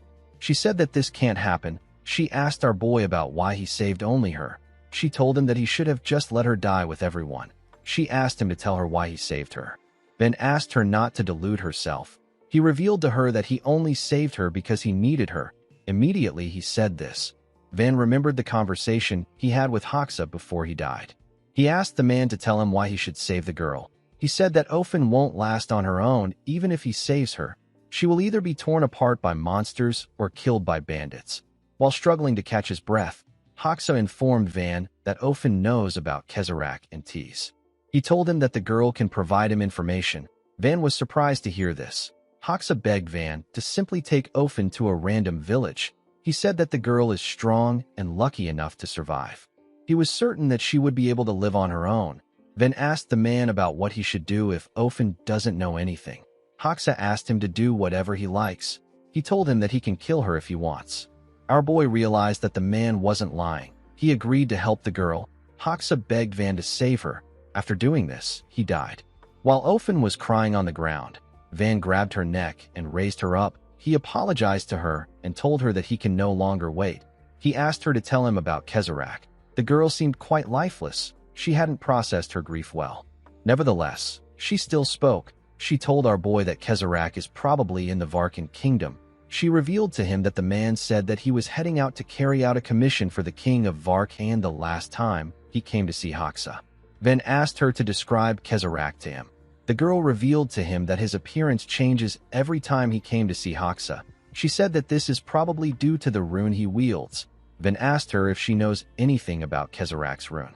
Ofen said that Hoxa once told her that Kezarak is a sorcerer born with a rare set of 3 runes that are counted among the continent's rarest. Van did not expect the man to possess 3 runes. He knew that Kezarak was going to be hard to deal with. He let go of the girl and told her that they have no time to waste. He said that they will talk on their way. Ofen asked him about where they are going. Van revealed to her that he made a deal with Hoxa to take her to a safe village. He told her that this is also his way of repaying her for the information. Ofen was shocked to hear about the deal Hoxa made on her behalf. Van turned to her and asked her to get up. He told her that they are leaving immediately. The girl quickly got up. She stepped out of the cave with Van. She used her hand to block her eyes from the sunlight. Immediately, her eyes adapted to the sunlight. The girl saw something shocking. She saw a huge rock in front of the cave. Van reminded her that he buried the kids. He said that he buried them under the rock. Ofen asked him about why he chose this enormous rock. Our boy said that he doesn't want monsters to disturb their graves. He said that the children did nothing wrong. He told Ofen that he will let her say her final farewell. Ofen walked up to the rock and placed her hands on it. Tears filled her eyes as she rested her head on the boulder. While crying, she remembered how she and her siblings stood next to Hoxa while he was bleeding on the ground. A man seemed to have beaten up the assassin. The man was from Tees. The man asked Hoxa if he escaped from Tees only to babysit kids. He asked him if he will return to his beautiful assassin form once he kills the kids. The man turned out to be Kezarak. Hoxa begged Kezarak to forgive him. He begged him not to kill the kids. Kezarak turned around and told Hoxa that his missions will be doubled from now on. He asked the assassin to never try to run away if he wants to keep playing orphanage director. After Kezarak left, Ofen asked Hoxa if he is fine. Hoxa smiled and apologized to the kids. He said that he looks pathetic. He hugged them and asked them not to worry. He assured them that he will protect them. Megat told Hoxa that he smells like meat. The man laughed out loud when he heard this. The kids also laughed. Ofen remembered Hoxa showing her the name of the tavern after he opened it up. He asked her if she likes the name. Ofen told him that it is terrible. Hoxa asked her if it is really so bad. The girl remembered how she played with her siblings in their peaceful environment. Although they were not a perfect family, they still managed to make things work. Ofen scratched her bare hands on the rock. She was filled with so much rage. She asked Van if he intends to kill Kezarak. Our boy said that he does. With a look of anger on her face, Ofen asked Van to take her along. She said that she wants to tear the bastard apart. In the next scene, we see a man sniffing the ground. The man turned out to be Mongo. Mongo told his comrade that Van was just in the area some hours ago. He looked at the huge rock and said that Van's scent is very strong around there. His comrade said that this is good news.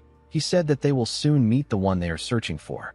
In the next scene, we see a man walking up the stairs. The man went to a door and knocked on it. He went inside and told the person inside that he came to report something to him. The person turned out to be Kezarak. Kezarak rested on his chair without his shirt. He told the man that he already knows that Merkel's gang failed. He referred to Merkel as trash and said that he carefully nurtured trash who only involved himself in back alley crimes. He said that he is disappointed that Merkel gave him such an ungraceful ending. The man informed Kezarak that Hoxa and Berjedin are also dead. Kezarak sat upright when he heard this. His subordinate informed him that they don't know who is responsible. He said that Mongo and his brother are both pursuing the trail. Kezarak told his subordinate that more graceless variables keep ruining things. The man asked him if this is the work of the ethos order who have been tailing them for some time. Kezarach said that it is possible, but the situation feels different. He said that this feels like it is something else. He told him that a foreign third party is intervening. Immediately he said this. He took out a scroll and burned it. Since their culprit took out Hoxa and Bridgeton, who are 2 out of the 10 executives, Kezarach asked his subordinate to tell Mongo and Tomoto to stand by even if they find the culprit. The scroll he burnt turned into a portal. Kezarach told the man that this is a critical moment. He told him that they can't afford any more disruptions. The man bowed his head and asked his lord if he should resolve the issue himself. Kezarach told him that there is no need for him to also get involved. Immediately he said this. Kezarach made clothes appear on his body. He told the man that he is heading to the Varkan kingdom right now. He told him that he will leave every petty issue that comes up entirely to him. The man said that he will remember this. The scene shifts, and we are taken to the Varkan kingdom. Someone welcomed Kezarach to the castle. Kezarach asked him about where the king is. The man informed him that the king is waiting for him. He asked him to go in. Kezarach and the man walked forward. He and the man stepped inside the king's courtroom. Kezarach bowed his head to the king and asked him to forgive him for the discourtesy of arriving late to the meeting. The king laughed and asked him not to worry about it. He asked him if he has completed the job he gave him. Kezarach informed him that the coarse sorcerers of the Aran kingdom have been eliminated just as he desired. He told the king that he can rest easy now. He asked him for the promised payment. With a smile on his face, the king told Kezarach that a problem has arisen.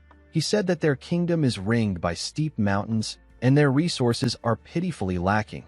The one land where they could gain diverse resources was lost in the recent war against Aran.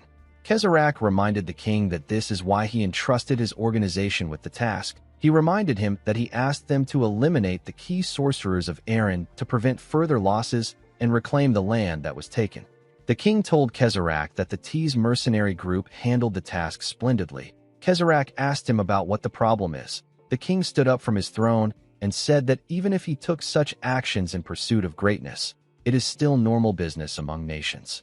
With a disgusting look in his eyes, he asked Kezarach if he knows what will happen if word spreads across the continent that he involved a mercenary group that is infamous for engaging in dirty and vile work into his business. He told the sorcerer that just thinking about it gives him a headache. Immediately he said this. A large amount of warriors came out and the door of the courtroom got locked. Kezarach asked the king if he wants to kill him to erase all traces of his work. The king smiled like a deranged person and told him that there was never any payment promised to him. He said that he spent a lot of money to make his courtroom match that of the Zoe kingdom. Instead of panicking, Kezarach laughed. He laughed like a crazy person. The king asked him if he is going mad before his death. Kezarach released a small amount of energy. He told the king that he is not shocked to see that someone as graceless as him doesn't have anything in his treasury. He said that he was far too complacent. The king advised Kezarach not to struggle.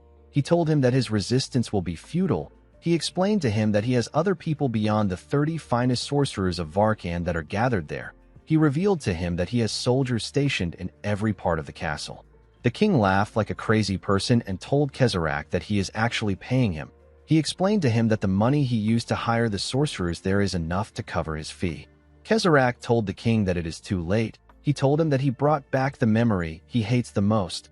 Immediately he said this. The man that entered the castle with Kezarach placed his hand on his back. He told Kezarach that the transfer of artificial mana is complete. Kezarach released his energy and said that royalty in small kingdoms and mighty empires are no different in the way they behave. He snapped his finger after saying this. He told the king that his kingdom is finished. He told him that he will take his kingdom as payment.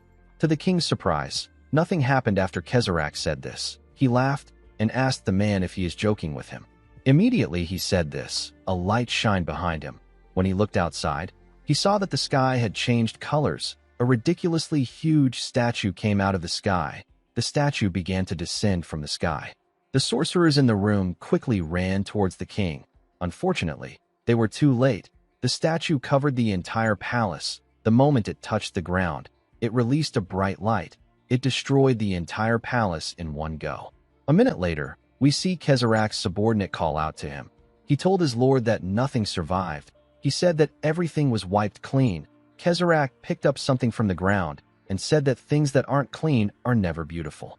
He picked up the king's crown and carefully looked at it. His subordinate told him that he will guide him to his next destination. Kezrak suggested that they walk this time. He looked at the sky and said that today is particularly beautiful. This overpowered monster with black hair and silver glasses is the leader of Tease. The scene shifts, and we are taken back to the time Ofen asked Van to take her with him. She said that she wants to tear Kezrak to shreds. Van turned around and told the girl that she is out of her mind. Ofen told him that she can't just continue living her life as if nothing happened. Van told her that she would be better off spending the rest of her days in peace. He explained to her that he has no intentions of protecting her. He told her that he might even kill her by himself if she gets in his way. The girl asked him to do as he likes. She said that she doesn't care. Van walked forward and told her that he is heading to the Varkan kingdom.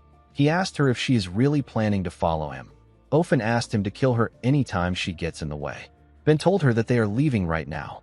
Later in the night, we see Tomoto and his brother looking at Van and Ofen from a distance. Tomoto was happy to see that they had finally caught up to Van. Mongo reminded his brother that Kezrak ordered them to wait quietly.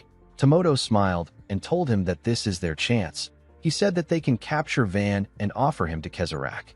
He told Mongo that this is their chance to repay Kezrak for taking them in. He asked him if he likes this idea. Mongo told his elder brother that he will do as he says. Tomoto was happy to hear this. He released his energy and said that they will keep tailing Van until they find a clear chance to kill him. Mongo told his brother that he understands. As they walked through the forest, Van noticed something odd. He asked Ofen to tell him the amount of times they have walked past a certain huge tree. The girl said that this is their third time. Van said that they must be lost. Ofen wondered if they are in a certain forest. She told herself that this is impossible. Van asked her if something is wrong. Ofen revealed to him that Hoxa told her a story about a certain forest when she was little. Hoxa told her that the mountain where they opened their tavern used to be a monster's lair. The entrance of this lair is called the Moor Forest. If a person steps into the Moor Forest, they can never get out. Van asked her if she is saying that they have wandered into the Moor Forest. He told her that the forest is nothing more than a ridiculous superstition. Ofen told him that the story is quite true. She said that there are countless monsters living in the Moor Forest. Immediately she said this. The tree next to him opened its multiple eyes and turned to him. Van was surprised to see the monster. Ofen quickly covered her mouth to stop herself from screaming. The tree monster smiled and raised its hand. Before it could crush Ofen, Van grabbed her and jumped out of the way. The monster's fist crushed the ground. Van threw Ofen aside when he landed on the ground. He clenched his fist and appeared in front of the monster in an instant. He swung his fist at it. The monster tried to block his attack with its branches, but it couldn't withstand Van's strength. Our boy obliterated it with a single punch. After taking care of the monster, Van called out to Ofen. He advised her to hide well if she wants to live. He raised his head up to look at the large amount of tree monsters that came to life. He couldn't believe that he thought Ofen was just telling him a folktale. The monsters screamed and charged at him. Later in the morning, we see Van take out the last monster with a single punch. After he was done with the monsters, he asked Ofen to come out of hiding. The girl stood up when she heard this. She looked at the countless bodies on the ground and asked Van if he is all right. Van said that he is fine, but he was acting strange. He noticed that his mana was draining much faster than usual. It was like the forest was sucking away his mana. Van's vision quickly became blurry. He realized that he was hallucinating. Van wondered about the kind of forest he is in. Immediately he thought of this. Someone landed behind him. Van quickly turned around. He saw Tomoto behind him. The man smiled and told Van that it is already too late. He covered his hand with his mana and charged at Van. He tried to hit our boy in his chest. Van was able to dodge Tomoto's attack. He was shocked to see the man. He didn't know what was happening. Before he could step back, Tomoto placed his leg on his neck and grabbed his arm. He locked Van down with his position. Van was unable to move because the hallucinations were draining his strength. While Van was trying to put himself together, Tomoto said that this fight might go easier than he expected. Tomoto is the executive of Tease who is responsible for battlefield operations. He smiled and told Van that a sorcerer shouldn't waste their mana so carelessly. He said that mana is quite precious. Van was shocked to hear this. He called the man a cocky bastard. He raised his other hand and used to give him a heavy punch in his chest. His attack destroyed the ground. To Van's surprise, the man smiled at him and said that this is an unexpected result. He told Van that he is quite pathetic compared to the monsters he has faced. Tomoto didn't get a single injury, only the ground got destroyed. Van was shocked to see this. He didn't understand how the man was still fine. Tomoto told him that he is far too weak. He freed Van from his grip. Immediately he did this, his brother appeared next to Van. He gave our boy a bone-crushing punch that sent him flying. Van crashed into the ground. Tomoto stood up and asked Mongo about what he did with Ofen. Mongo informed him that he knocked the girl out and tossed her aside. Tomoto told him that he did well. He said that they will have some fun with Ofen later. Van pushed his body up and looked around. He realized that he didn't have enough mana to do anything. Tomoto revealed to him that they were ordered to not act rashly. They were only supposed to stay hidden and follow his trail. He told Van that this is something that only weak and cowardly dogs do. Mongo agreed with his older brother. He said that they are strong dogs. Tomoto smiled and said that they also need to avenge Hoxa and Brigitte. Immediately he said this, Van appeared in front of him and gave him a punch. Tomoto easily blocked our boy's punch with his arm. Van was shocked to see that the man was able to withstand his punch again. Mongo quickly gave Van a punch in his stomach with his huge hand. Our boy coughed out when he received the punch. Mongo tightened his fist and sent Van flying with his punch. Our boy slammed his back on a tree and got knocked out. Before he could even regain his consciousness, Mongo appeared in front of him. Fortunately, Van opened his eyes before the huge man could attack. He clenched his fist and charged at Mongo. Before his punch could land on Mongo, Tomoto appeared out of nowhere and used his leg to block the attack. Van was shocked to see this. Long ago, there was a tribe that spread fear on the continent. The people of this tribe were known as the perfectly armored ones. The tribe is known as the Cataphractoi tribe. The members of this tribe possessed two distinctive runes. From ancestor to present, every member of the tribe possessed only two runes. These runes are the armor rune and the fist blade rune. The sorcerer who possesses the armor rune blocks every enemy attack, while the sorcerer of the fist blade rune severs the enemy's lifeline in an instant. The Cataphractoi tribe possess a shield that can stop anything and a spear that can pierce through anything. This is how they were able to earn the reputation of being the perfectly armored ones. The moment he blocked Van's attack, Tomoto moved out of the way and allowed his brother to give Van another bone-crushing punch. The attack sent him flying. Tomoto completely activated his rune and covered himself in a knight armor. He asked his brother to stop joking around. He told Van that he came fully prepared because he heard he killed Hoxa and Brigitte. He said that he is disappointed. The moment he said this, Mongo covered his hands with huge gauntlets. The two men were ready to end the fight. Tomoto's rune is the armor rune. It allows a mana-forged armor to envelope and protect the caster's entire body. Mongo's rune is the fist blade rune. It gives the user access to mana-forged gauntlets that will trigger an explosion when they come in contact with the target. While lying on the ground, Van noticed that the forest was still sucking his mana. He took a look at his hand and saw that the clothes around it were slowly dissipating. He realized that his annihilation fist, which consumes a lot of mana, is at its limit. Van didn't like this situation. He didn't want to summon an armament that requires him to sacrifice his lifespan, but he had no choice since his mana was getting drained. Tomoto told our boy that he is too weak. He told him that he is pissing him off. He asked Mongo to only leave Van's head. He said that they will need his head for when they report to Kezarak. Mongo stepped forward and said that he will take care of it. Van stood up and asked Tomoto if he just mentioned Kezarak. He realized that the men belonged to the T's mercenary group. He said that this is good. He released some energy and told them that he is only going to question them once because he is tired. He asked the men to tell him where Kezarak is. He assured them that he will spare them if they answer willingly. Tomoto was annoyed to see that Van dared to mention his master's name. He said that a weakling shouldn't speak of his master's name so easily. He charged at Van out of anger.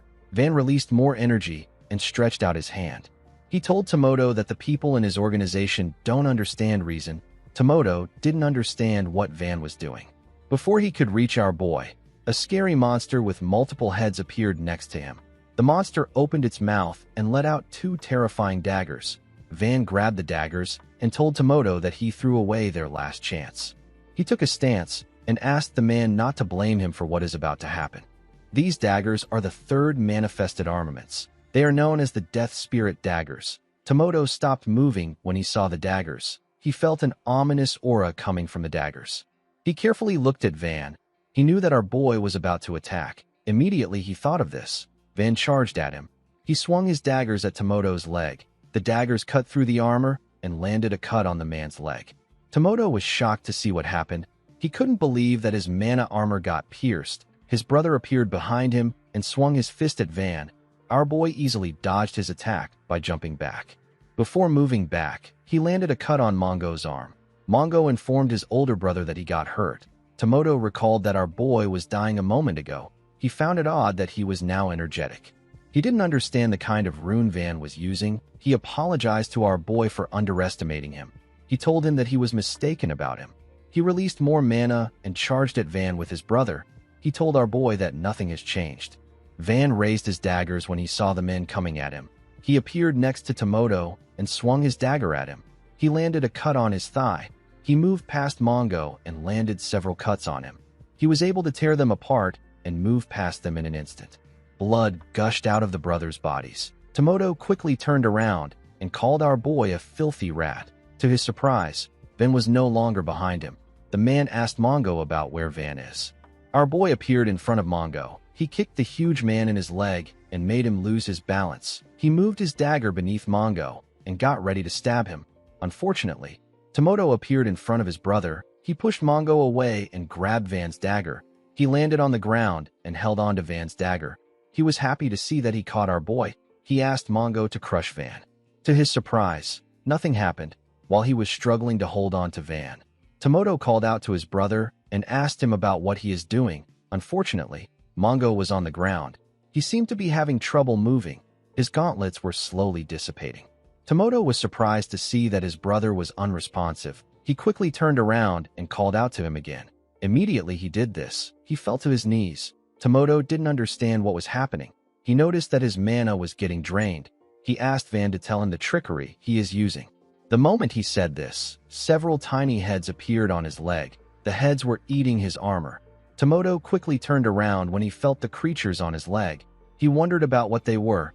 He had never seen anything so horrifying. With a terrifying look on his face, Van asked Tomoto if something is wrong. He asked him if his body won't move. The Death Spirit Dagger is a dagger inhabited by spirits that feed on mana. When this dagger cuts a target, mana-eating spirits cling to the injury and weaken the target's rune. As the spirits ate through Tomoto's armor, Van informed him that the spirits will feed on any mana they can find until they are full. Until that time comes, the spirits will never stop. Tomoto screamed out in pain as the spirits tore him apart. He asked them to leave his mana. He said that the mana belongs to him. He screamed and said that it is his mana. Some minutes later, we see a malnourished-looking man in front of Van. Our boy asked Tomoto if this is their true form. He asked him if they have been strengthening their bodies with mana the entire time. Tomoto asked him to shut up. He said that this isn't their true form. He asked Van to give them back their mana. He said that it was an artificial mana that Kezarak bestowed upon them. He asked Van to return it. Tomoto and his brother looked lifeless and severely malnourished. Their bodies looked nothing like before. Van did not know what artificial mana was. He asked the man if he is saying that their mana was manufactured artificially. He asked Tomoto to tell him more. He reminded him that he and his brother won't be able to last long in a fight with their frail bodies. Tomoto was annoyed to hear this. He said that this is not true.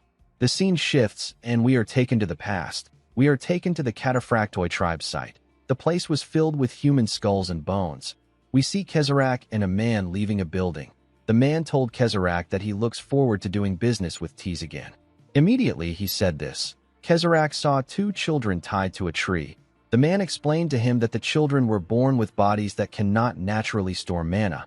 He referred to them as the tribe's shame. He said that the children have survived for 5 years, but they should be dying soon. The man asked Kezarak not to bother himself with worthless weak trash. Kezarak asked the man if he can take the two boys. The man allowed him to do so. 10 years later, we are taken to a burning village. The village was filled with several bodies. A man walked up to Tomoto and Mongo and told them that they have massacred another innocent village. The person who said this was Kezarak. The leader of the group asked Tomoto to tell him why he slaughters humans like this. Tomoto explained to him that he is reminded of his younger self When he sees the weak and the useless, with a smile on his face, he told Kezerac that they would have lived out their lives like trash if they hadn't met him. Tomoto said that he hates thinking about the weak. He said that it disgusts him and he cannot get over it if he doesn't kill them with his own hands. Kezerac told him that his killings are nothing but petty self-loathing. He asked him to refrain from such acts. He told him that self-harm isn't beautiful. Tomoto accepted his master's order. The scene shifts, and we are taken to the present. We see Tomoto screaming at the top of his voice. He said that he and his brother are no longer weak trash. He and Mongo charged at Van with their frail bodies. Our boy closed his eyes and charged at them. He tore them apart with his daggers. Tomoto called out to Kezerac before losing consciousness. Van walked forward as blood gushed out of the men's bodies. With a serious look on his face, Van said that the weaker dog always barks the loudest. The moment he said this, he fell to the ground and lost consciousness. In the next scene, we see Linda smiling. She was smiling at Van. Our boy stretched out his hand to reach her. He loved this beautiful dream. He didn't want to wake up from it. Before he could touch Linda, Van opened his eyes. Ofen noticed that he moved. She asked him if he is awake. Van saw that Ofen was carrying him on a wooden board that she made. He asked her about what happened. The girl revealed to him that he collapsed and passed out. She told him that she believed that they needed to get out of the Moor forest immediately, so she decided to carry him out without waking him up. Van asked her if this is what led to this situation. Ofen laughed and told him that she rushed out in a hurry. Van recalled that he passed out after using the death spirit daggers. He told Ofen that his body is not light. The girl told him that she has always been strong. She told Van that this is her way of helping him since she doesn't have any runcrafts. Our boy asked her if she is over 10 years old. Ofen told him that she is. She said that she is 13 years old. Our boy told her that it is too late for her to manifest a rune. Ofen smiled and agreed with him. She said that people say that a person will instinctively know the kind of power their rune possesses when it manifests. She remembered watching her brother use his rune. The girl also eagerly waited for the incredible moment when she would manifest her rune. She used to be thrilled to go to bed every night. Unfortunately, she never got the chance to manifest her rune. Ofen said that she might have been able to save Hoxa and her siblings if she had a rune. Van told her that the situation could have actually worsened if she had a rune. Ofen didn't hear what he said. She asked him if he could repeat what he said. Van asked her to stop her pointless chatter and focus on finding a way out of the forest. Ofen accepted his order. A while later, we see Ofen fall to her knees and struggle to catch her breath. She was relieved to see that they finally got out of the Moor forest. Van noticed that his mana was no longer getting drained. While breathing heavily, Ofen asked Van if they should search for the nearest village or head straight to the Varkan kingdom. Van sat in a lotus position and asked Ofen to keep watch. The girl didn't understand what was happening. She asked Van about what he is doing. Our boy revealed to her that he needs to gather his mana again. He told her that his senses might get dulled. He asked her to keep an eye on their surroundings. Ofen accepted his order. A while later, we see Van gather his mana. When he was done, he thought about something that didn't make sense to him. He recalled that the two brothers who fought him showed no signs of mana drainage. Their mana only started leaving their bodies after our boy cut them with the death spirit daggers. This means that the Moor forest was only draining our boy's mana. Van stood up when he was done thinking. Ofen smiled brightly when she saw him. She told him that he looked very lifeless a moment ago. She said that he now looks like he is overflowing with energy. Van explained to her that mana is the same as life force for a sorcerer. He asked her if she knows where the nearest village is. He said that he wants to use a carrier bird. Ofen told him that she knows where the village is. She asked him to follow her. The scene shifts, and we are shown the bodies of Tomoto and Mongo. We see the area covered with their blood. A masked individual appeared in the forest and carefully looked at their bodies. The man noticed that Tomoto and Mongo had their mana drained. The scene shifts, and we are taken to a village. We see Van attach a letter to the leg of a carrier bird. Immediately he did this. The bird flew away. Ofen asked our boy about who he is sending the message to. Van told her that it is going to an information broker that he knows. He said that he needs intel on artificial mana and Kezerac's runecrafts. Our boy wanted to know if the leader of T's truly has 3 runes. He said that Kezerac won't be an easy opponent. Ofen asked him if it is really a big deal to possess 3 runes. Van explained to her that it is extremely rare to possess 2 runes. He said that he didn't think that a sorcerer could even have 3 runes. Ofen told our boy that he really knows a lot, since Van is young and incredibly strong. Ofen asked him if he is a noble. Our boy asked her to stop. He told the girl that he only answered her question up until now as payment for saving him. He told her that he is not of noble birth. He suggested that they drop the small talk. Ofen nervously told him that she understands. Immediately she said this. Someone in the tavern asked his friend if he is saying that a mercenary from Tees is inside the tavern right now. Van and Ofen were shocked to hear this. They quickly turned to the table of the 3 friends. The man who said that someone from Tees is there asked his friend to lower his voice. He asked him if he has lost his mind. His friend apologized to him. He said that he was so shocked. He asked the man about how he knows about the mercenary. His friend reminded him that he is a local. He told him that he hears different things. He advised the man to avoid making eye contact with the mercenary for no reason. Immediately he said this. Van appeared next to him. He asked him if he just said that someone from the Tees mercenary group is there. The man and his friends were shocked to see Van. He asked our boy if he is also curious about Tees mercenaries. Van said that he is. The man placed his hand around Van's neck and dragged him close to himself. He laughed and said that our boy is at the age where he should be curious about this kinds of things.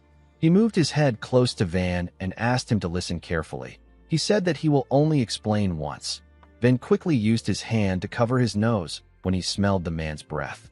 The man advised him not to make eye contact. He revealed to Van that the man behind them is a member of the Tees mercenary group. Van carefully turned around to see the mercenary. He stood up after hearing what the man told him. The man was surprised to see this. He asked him about where he is going. Van moved close to the bar and told the mercenary that he heard he is from the Tees mercenary group. He asked him if this is true. The mercenary told him that it is true. He turned to Van and asked him if he wants something from him. The mercenary turned out to be Kezarak, the leader of the Tees mercenary group. Van did not expect to hear that the man in front of him was really from Tees. He did something that shocked Kezarak. He knelt down and bowed his head to Kezarak. He begged him to forgive his sudden discourtesy. He told Kezarak that he wants to join the Tees mercenary group. He begged him to take him in. Kezarak was surprised to hear this. The information Van has gathered on Kezarak so far comes down to 2 things. The first is that he possesses 3 runes, and the second is that there is a high possibility that he is headed to the Varkan kingdom. Beyond this, Van hasn't been able to get anything else. There is a limit to what an information broker can find, and it is impossible for our boy to dig through the mercenary group and find Kezarak. Every Tees mercenary he has met so far was so consumed by fear and loyalty that they refused to say a word about Kezarak and chose death without hesitation. There is only one informant in our boy's hand, but it will take him at least a month to get anything out of Bridgeton. Since Van has reached a dead end, he decided to use his last option to obtain information. He decided to throw himself to the Tees mercenary group as bait. He told Kezarak that he is nothing special. He said that he is a poor kid from an ordinary family. He told him that he was fortunate enough to be born with a rune, and he has worked hard to become a sorcerer. He said that the only way for a commoner to rise in this world is through mercenary work. He told Kezarak that he would like to join the prestigious Tees group. Our boy wondered about how Kezarak will react to his offer. Kezarak carefully looked at him. He knew that mana is the same as life force for a sorcerer. A person can learn many things about a sorcerer through their mana. They can learn about their physical exhaustion and even their emotional shifts. Just a moment ago, Kezarak sensed the mana that Van was releasing. He could feel the overwhelming killing intent that our boy possessed. Even within the Tees mercenary group, there is no one that gives off a killing intent like this. What was more shocking to Kezarak was the overwhelming mana that Van possessed. The man recalled that he has met countless noble heirs from many kingdoms. Among those around the same age as Van, there are only 3 people who possess the same amount of mana as him. Kezarak couldn't believe that Van called himself a boy from a poor and ordinary home. He knew that no poor boy could possess this type of killing intent and mana. He saw our boy as a graceless boy. He wondered if he was trying to infiltrate Tees by lying to him. He wondered about what he should do with Van. He told him that he needs to take the entrance test. Van was surprised to hear this. He asked the man if he is serious. He was surprised to see that Kezarak accepted his request without a hint of doubt. Kezarak stood up and reminded Van that they are not a royal army. He said that they are simply a mercenary band. He asked our boy if he was expecting some grand procedure. Van asked him about what he should do for the test. Kezerac told him that it is simple. He explained to him that he simply needs to have a brief personal interview with their leader. He asked Van if he will follow him. Our boy was shocked to hear that he could meet Kezerac this easily. Of course, Kezerac was lying. He was the one who personally recruited each and every mercenary in Tease. The man only had one thing that he was curious about. He wondered about the identity of the boy in front of him. He didn't know if Van was a plant from another mercenary group or a royal assassin sent to kill him by another kingdom. The situation between Kezerac and Van was like a chess match. No one knew which move to make. Kezerac wondered if Van was a knight of the Ethos Order. He knew that the organization likes hounding him. Van was also confused by what was happening. No matter how he thought about it, the situation seemed strange. If Kezerac was someone that he could meet this easily, then the extreme vigilance of the Tease members doesn't make sense. Although Kezerac wasn't aware of Van's identity, he was certain that our boy was after him. He could tell that Van didn't know that he is the leader of Tease.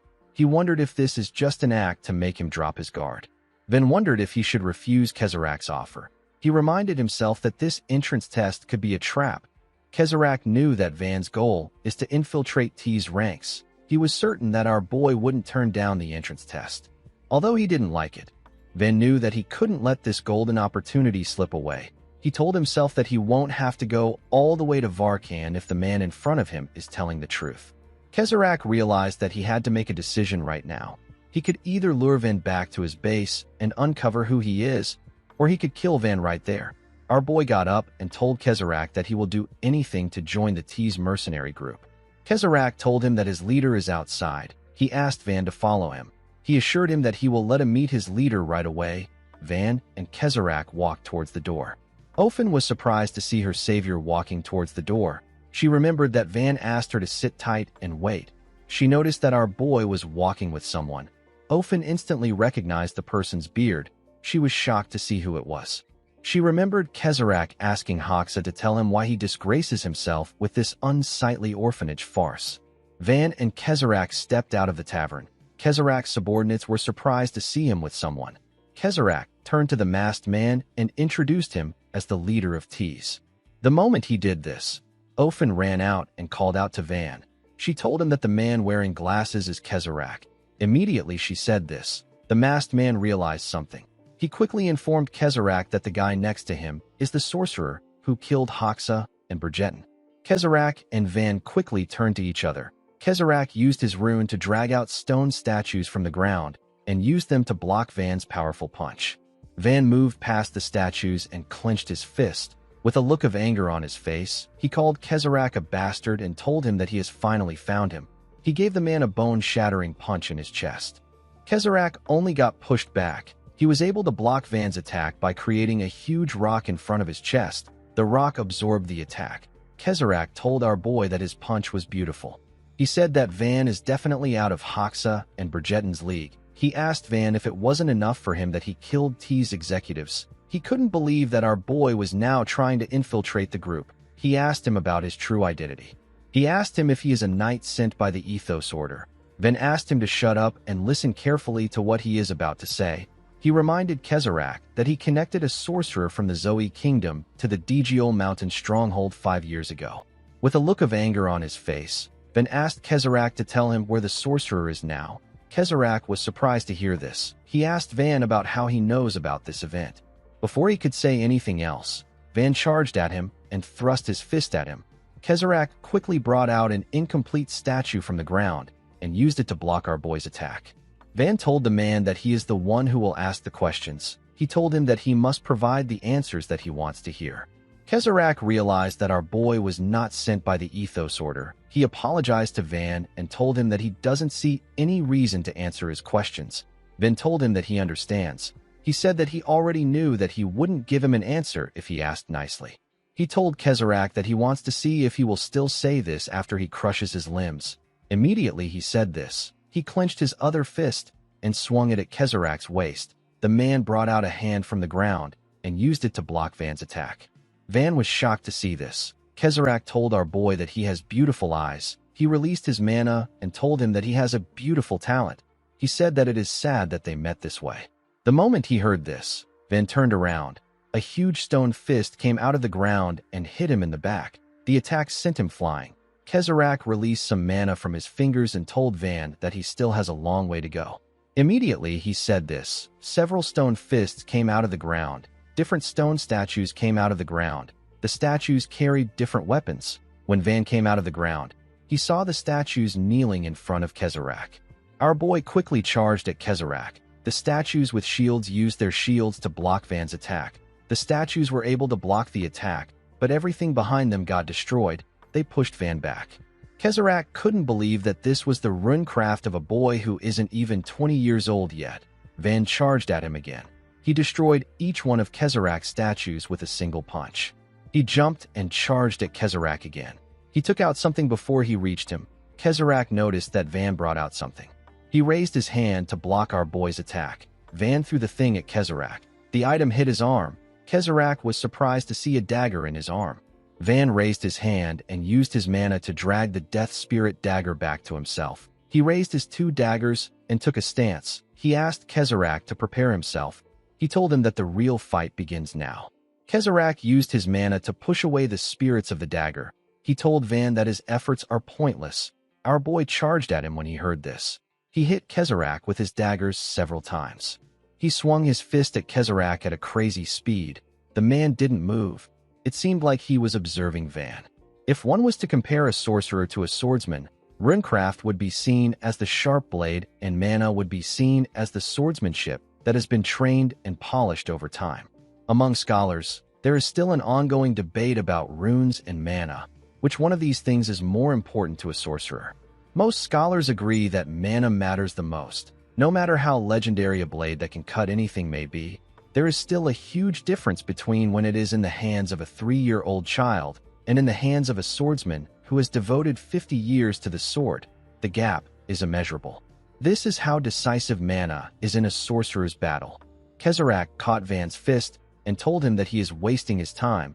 He explained to Van that he cannot hurt him with the amount of mana he has right now. He advised him to give up. Immediately he did this. He brought out 2 huge boulders from the ground and used them to attack Van.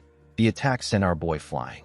Kezrak's subordinates moved close to him. The blonde man apologized to him for the sudden interruption. He informed him that the Knights of the Order are closing in. Kezrak was annoyed to hear this. He referred to the Order as tiresome pests. He asked the man to activate the formation. He told him that they are returning to tease. The moment he gave the order, the man tore a hole in space and opened a portal. Kezrak told Van that their little meeting will have to be postponed. Van stood up when he heard this. He charged at Kezrak and told him that he is not going to get away. Kezrak moved his face in front of Van's fist. Our boy quickly stopped moving his hand. He grit his teeth out of anger and asked Kezrak about what he is doing. Kezrak told Van that he won't kill him because his goal is to capture him. The moment he said this, he used his mana to slam Van's body to the ground. He told Van that he wants to give him a little life advice. He advised him to never show his desperation so openly in front of his enemy. He told him that his desperation will become his biggest weakness. After he said this, his body dissipated. Van slowly pushed himself up. He realized that he could have caught Kezrak if he had been a little more composed. He grabbed his hair and began to panic. Something told him that he has once again lost everything right before his eyes. Van said that he is sorry multiple times. He said that everything happened because of him. Immediately he said this. The dead bodies of Linda and her family appeared next to him. This creepy version of Linda asked him if everything will be okay just because he says sorry. Van told her that he is not giving up. He begged her to give him one more chance. He asked her not to look at him with her sad eyes. When they arrived at their headquarters, Kezrak sat down. He ordered the blonde man to gather every captain and executive. The man asked him if he plans to start an all-out war with the Ethos Order. Kezrak said that he isn't. He remembered how he blocked Van's fist. He saw that his hand was heavily injured. He told the blonde man that he wants every piece of information that they can find on the boy that he just met. The scene shifts, and we are taken back some minutes earlier. We see Ofen staring at Kezrak. Her eyes were filled with pure hatred. She couldn't believe that she was looking at the man who truly caused the death of her loved ones. She remembered Hoxa and her siblings. She clenched her fist out of anger. Blood poured out of her hand. Kezrak's subordinate appeared behind her and asked her if she knows who she is glaring at with such disrespectful eyes. Ofen was shocked to hear his voice. The man hit her in the neck. Ofen slowly fell to the ground. She wanted to call out to Van, but she was unable to raise her voice. She ended up losing consciousness. A while later, we see the girl slowly open her eyes when she heard someone calling out to her. Van asked the girl to wake up.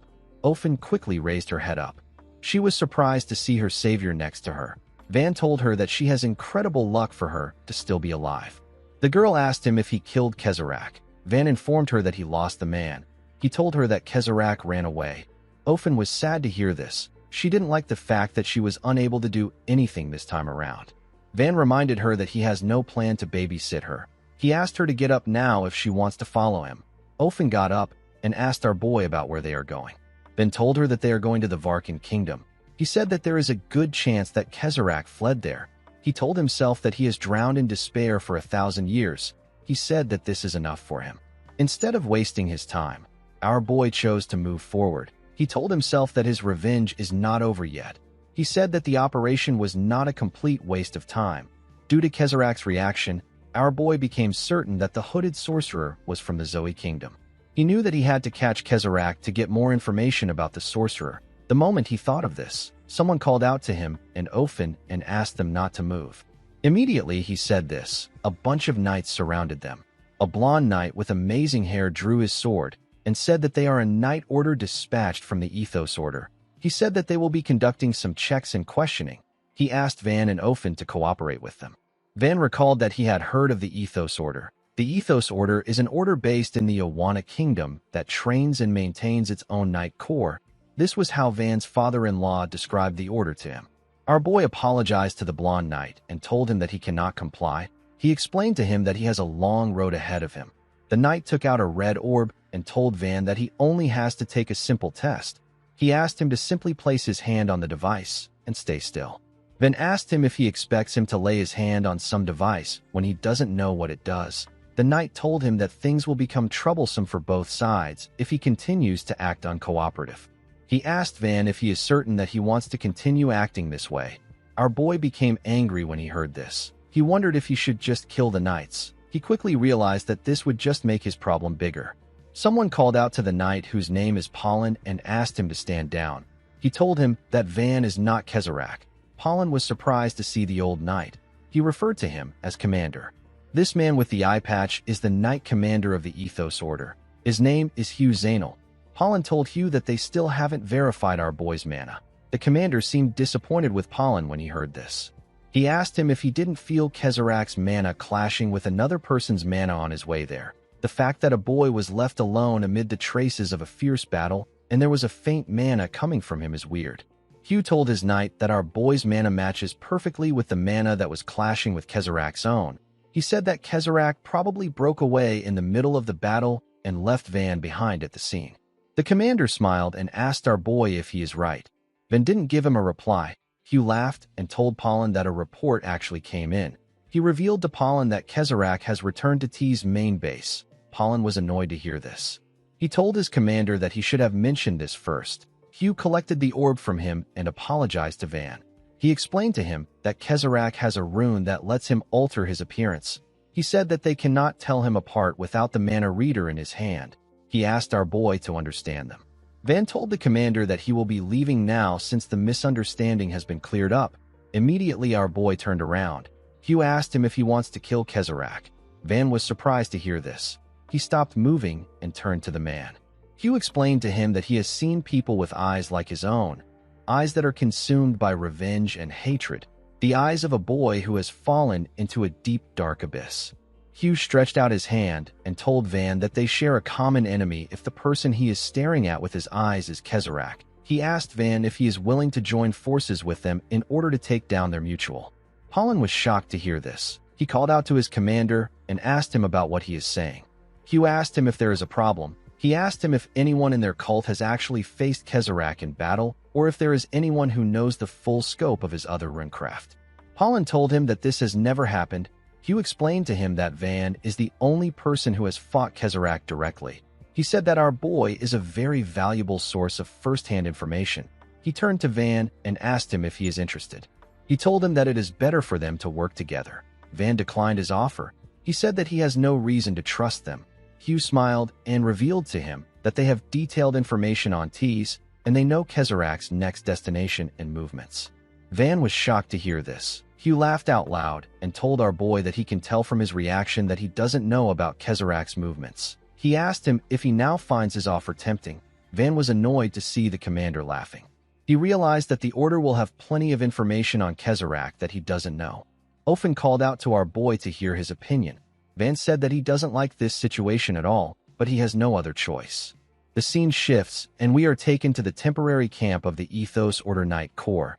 Inside the commander's tent, we see him looking at a torn picture. He remembered the face of a man whose body was covered in tree branches. The man was holding a severed head. He referred to Hugh as grandfather. He asked him if he just arrived. The moment he remembered these words, Hugh snapped back to reality. He realized that he managed to forget about the man for a while. He didn't expect that he would meet someone with the same eyes as his grandson's own. He wondered about what Van has been through for him to have such terrifying eyes. The moment he thought of this, someone asked him if he can enter the tent. Hugh asked him to come in. The person turned out to be Van. Our boy told the commander that he heard he asked for him. Hugh apologized to him for disturbing him while he is resting. He told Van that he is not doing anything complicated. He asked our boy to place his hand on a red orb in the middle of a dragon's chest. He explained to him that the monster is a mana meter that measures a sorcerer's mana. He asked Van if he is familiar with the divine tier system of the Aiden continent. Across every kingdom on the continent, sorcerers are subjected to mandatory mana measurements and identity registration for systematic oversight. This is known as the divine tier system. It measures total mana and assigns a rank accordingly. The rank starts from the lowest, which is the 13th divine tier, and it goes up to the highest, which is the 1st divine tier. Hugh told Van that he wants to know the level his ally is at since they will be fighting with their backs to each other from here on out. Van believed that the man had a valid point.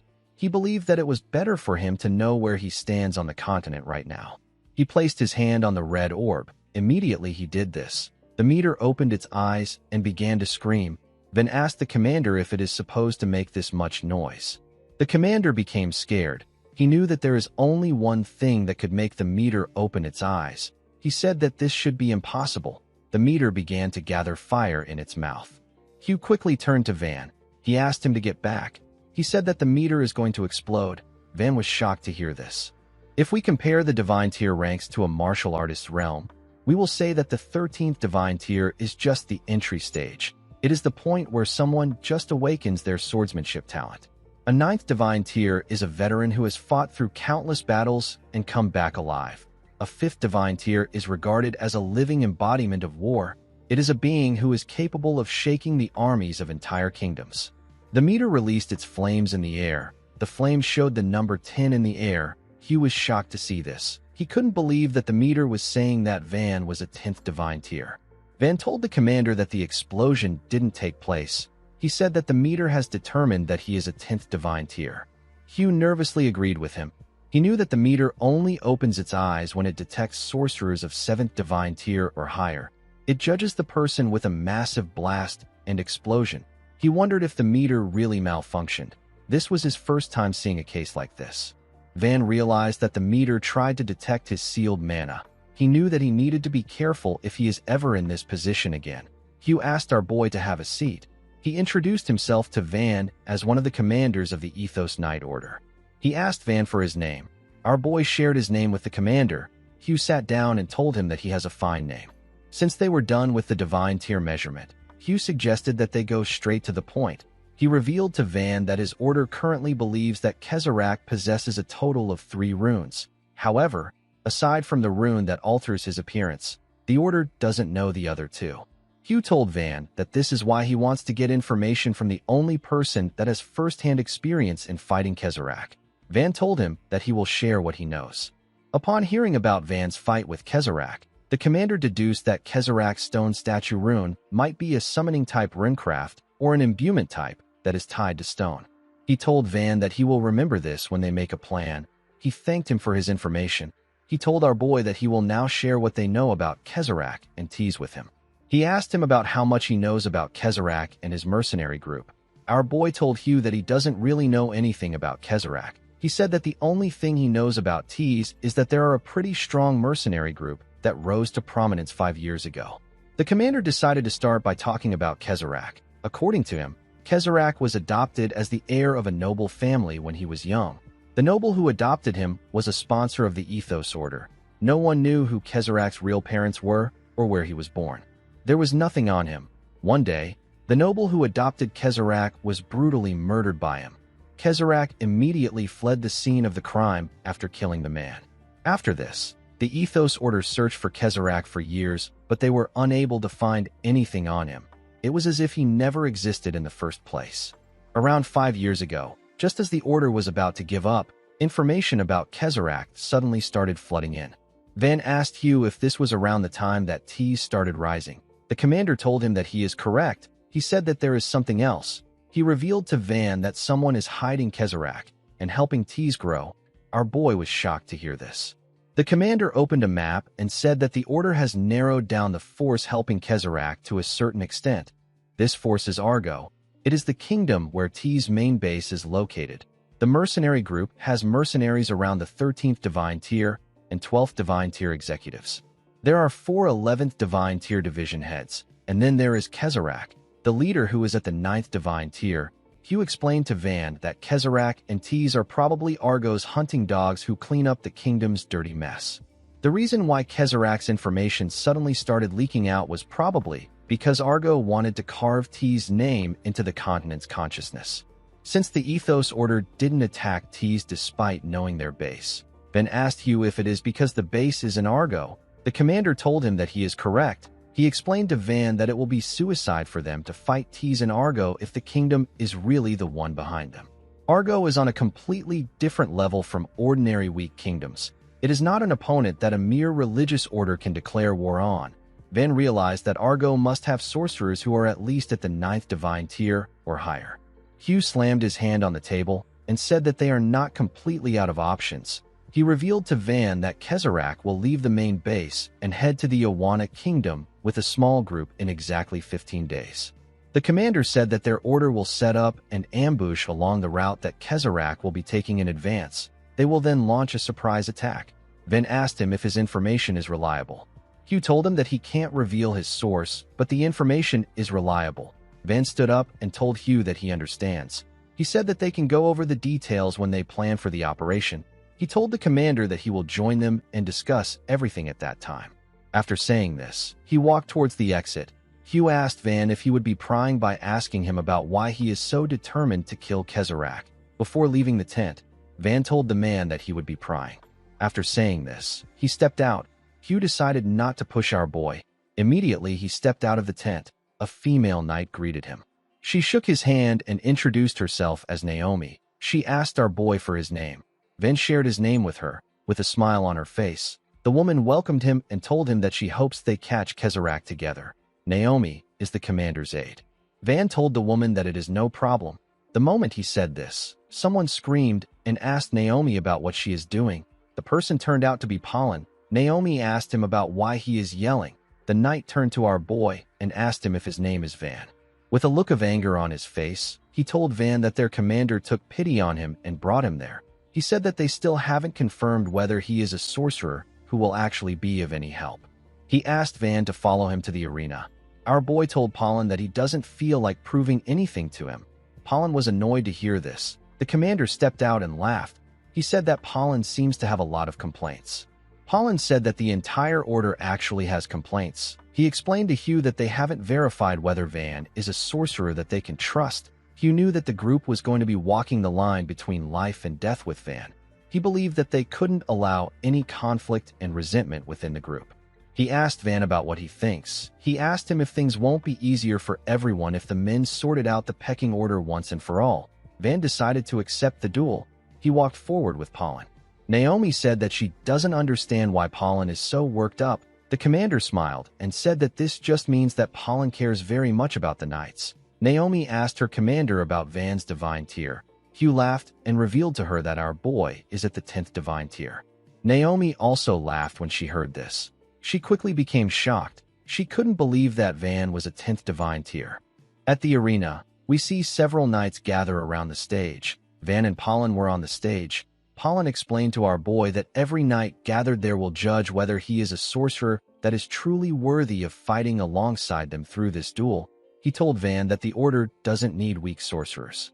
He drew his sword and told our boy that they will throw him out on the spot if he shows them something pathetic. He asked Van to show them everything he has.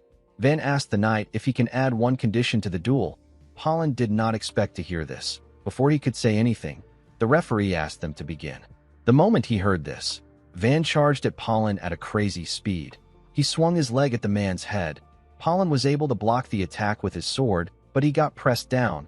The impact of the attack shattered the stage. Van jumped back to create some distance between himself and Pollen. He charged at him again. He appeared in front of Pollen and gave him several kicks in his stomach. The knight screamed out in pain. He wasn't even able to react to the attack. Van gave him a bone-crushing kick in the head. He told Pollen that he wants him to shut up and live quietly if he wins the duel. Before the fight began, Van told himself that it is better for him to subdue his opponent than to kill him. He noticed that the small amount of mana that he is allowed to use is slowly increasing. He believed that this was a perfect time for him to test a new armament. He hoped that Pollen wouldn't die. He wrapped his legs in some greaves and charged at Pollen. He gave the knight a powerful kick in the head. These greaves are Van's fifth armaments. They are known as the Black Heaven Greaves. These greaves store mana and then detonate it to use the thrust for movement and striking power.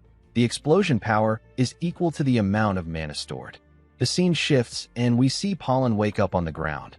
When he looked around, he saw that they were already at night. The knights all gathered around a huge fire. When Pollen raised his head up, Naomi informed him that they are taking a short break on their way to the operation site. Pollen was surprised to hear this. Naomi explained to him that they have all agreed to arrive near the ambush point early and fine-tune the details. She revealed to Pollen that they have been moving throughout the 2 days he was knocked out. Pollen couldn't believe what he was hearing. Since he got taken down without being able to put up a fight, Pollen asked Naomi if our boy is a 10th divine tier. Naomi told him that he is correct. She revealed to him that Van is only 17 years old. Pollen couldn't believe what he was hearing. Naomi suggested that Van could be a royal from some absurdly powerful empire. Pollen told her that this would actually make so much sense. The woman told him that everyone is totally interested in Van. They are all desperate to get on his good side. Pollen stood up and said that our boy was a monster from the start. He told Naomi that he completely lost. The woman asked him about where he is going. Pollen walked up to our boy. A bald man sitting next to Van asked the man if he is finally awake. Pollen stretched out his hand and introduced himself to Van again. He apologized for his rude behavior. He told our boy that he never expected him to be such a strong sorcerer. Pollen is also one of the commander's aide. Van shook his hand and told him that he understands. He wondered why the man was talking when he asked him to live quietly. Pollen sat next to our boy and gently hit him in the chest. He asked him about how he was able to reach 10th divine tier at his age. Van asked him if it is a really big deal. Pollen told him that it is. A huge man informed our boy that Pollen has been acting like his nose is in the clouds ever since he hit 11th divine tier. A man next to the huge man said that Pollen has finally met his match.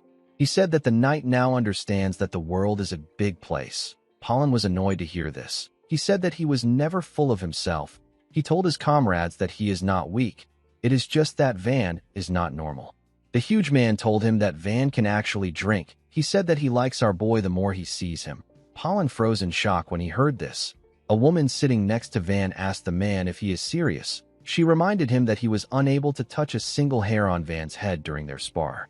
The man stood up and said that he is better than Turtul. He said that Turtul surrendered immediately. Turtul reminded him that he is the idiot who charged in without even reading his opponent's level. The woman next to Van placed her hand on his shoulder and laughed out loud. She told our boy that the men are so petty. Our boy didn't know what to say. The woman explained to him that the reason everyone was wary of him at first was because he is so young. She told him that no one could have imagined that he would be such a strong sorcerer. She explained to Van that they can't put their lives in the hands of someone they cannot trust. She said that even though her comrades look like fools, they are fathers, mothers, children, grandkids, and people with families. They have something to protect and a home to go back to. Van assured the woman that he is fine. He told her that she doesn't have to worry about him. The woman laughed and told him that he is a really good kid. She told him that she will introduce him to her daughter once the mission is over. She assured him that he will like her. One of the men turned to a woman known as Selena and asked her about what she said that she wanted to do after this expedition. Selena revealed to him that she is going on a trip to Cam Beach with her parents. Another knight said that he needs to take his kids to see the sea. A man with beard said that his family hates the sea. The bald man said that he has to entertain his daughter all day. He said that he is already scared. A man next to him said that he is going with Elena to look at engagement rings. He told his comrades that he will probably get dragged around all day. The bald man asked him not to say things like this. He said that someone always dies when they have this talks. The man next to him asked him about why he would say something so unlucky. Holland told the man that their bald comrade has a point. The bald man turned to Van and told him that they still haven't heard anything about him. He told our boy that they are curious about him. The man next to him said that Van might be of royal blood since he is a 10th divine tier at age 17. The bald man said that our boy might be on a secret mission to beat up criminals to become the heir. Van placed his cup down when he heard this. He suddenly became sad. Everyone became quiet when they noticed this. The bald man asked his friend if they messed things up. His friend told him that it is better they shut up. The woman next to Van stood up and raised her cup up. She asked her comrades not to get carried away. She told them that they need to just drink. A man next to her raised his cup and said that she is right. He told his comrades that they just need to eat and sleep. Van stood up and walked forward. He said that he wants to get some air. The bald man turned to Ofen and asked her if Van isn't her sibling. He asked her if she isn't going to go after him. Ofen told him that they are not related. She said that she will just get in the way if she follows our boy. The bald man's friend told him that it is better they just shut up. The bald man nervously agreed with him. The woman asked the both of them not to say a word. The scene shifts and we see Van sitting at the edge of a cliff. He was holding a stick. He used the stick to draw Linda in the sand. He looked at the drawing with eyes filled with sadness. While he was looking at the drawing, he heard someone approaching him. He quickly turned around. The person turned out to be Hugh. The commander asked him to calm down. He explained to Van that he came to check on him because he heard that his squad might have gone too far. He asked our boy if he is all right. Van told him that he is fine. He asked him not to worry about him. Hugh could tell that something was wrong. He moved close to Van and asked him if the anger he has towards Kezarak is a desire for revenge. Van didn't say anything to him. Hugh went down and grabbed our boy's hand. Van was shocked to see this. He quickly moved his hand away. He asked the commander about what he is doing. Hugh explained to him that hatred is a massive fire that spreads within the heart. He told him that this fire might feel like it is making him stronger, but once the flame burns out, all that is left is a heart reduced to ashes. Van didn't respond to the man. He simply stared at him. Hugh patted him on his back and told him that he hopes he doesn't end up burning his own heart to nothing. He turned around and slowly walked away. He asked Van to pull himself together. He told him that they have to move early again tomorrow. He advised him to get back into his tent and rest. After the man left, Van raised his head up to see the moon. He focused his attention on the moon. At the camp, the bald man whose name is Turtul slowly moved away from the group. His friend called out to him and asked him if he is heading to bed. Turtul told his friend that he is simply going to the bathroom. As he walked forward, Turtul called his friend an idiot and said that his mouth is always the problem. He told himself that he needs to apologize to Van when he gets back. The moment he said this, he saw something in front of him. He bent down to get a better look at a stone statue. He wondered why something like this was here. Immediately he thought of this. The stone statue extended its body at a crazy speed and crushed the man's head. It was a swift death. Someone walked forward and said that it is natural for something like this to happen when they are drinking right before an important mission. The person said that the foolish knights of the Ethos Order will learn a lesson with their lives. He said that they will understand how cruel the price of carelessness can be. The person who said this was Kezarak. The leader of the mercenary group brought all his subordinates to ambush the knights of the Ethos Order. Guys, we have come to the end of our video. If you guys want more of this recap, let me know in the comments section. Don't forget to like and smash that subscribe button for more recaps. See you guys later.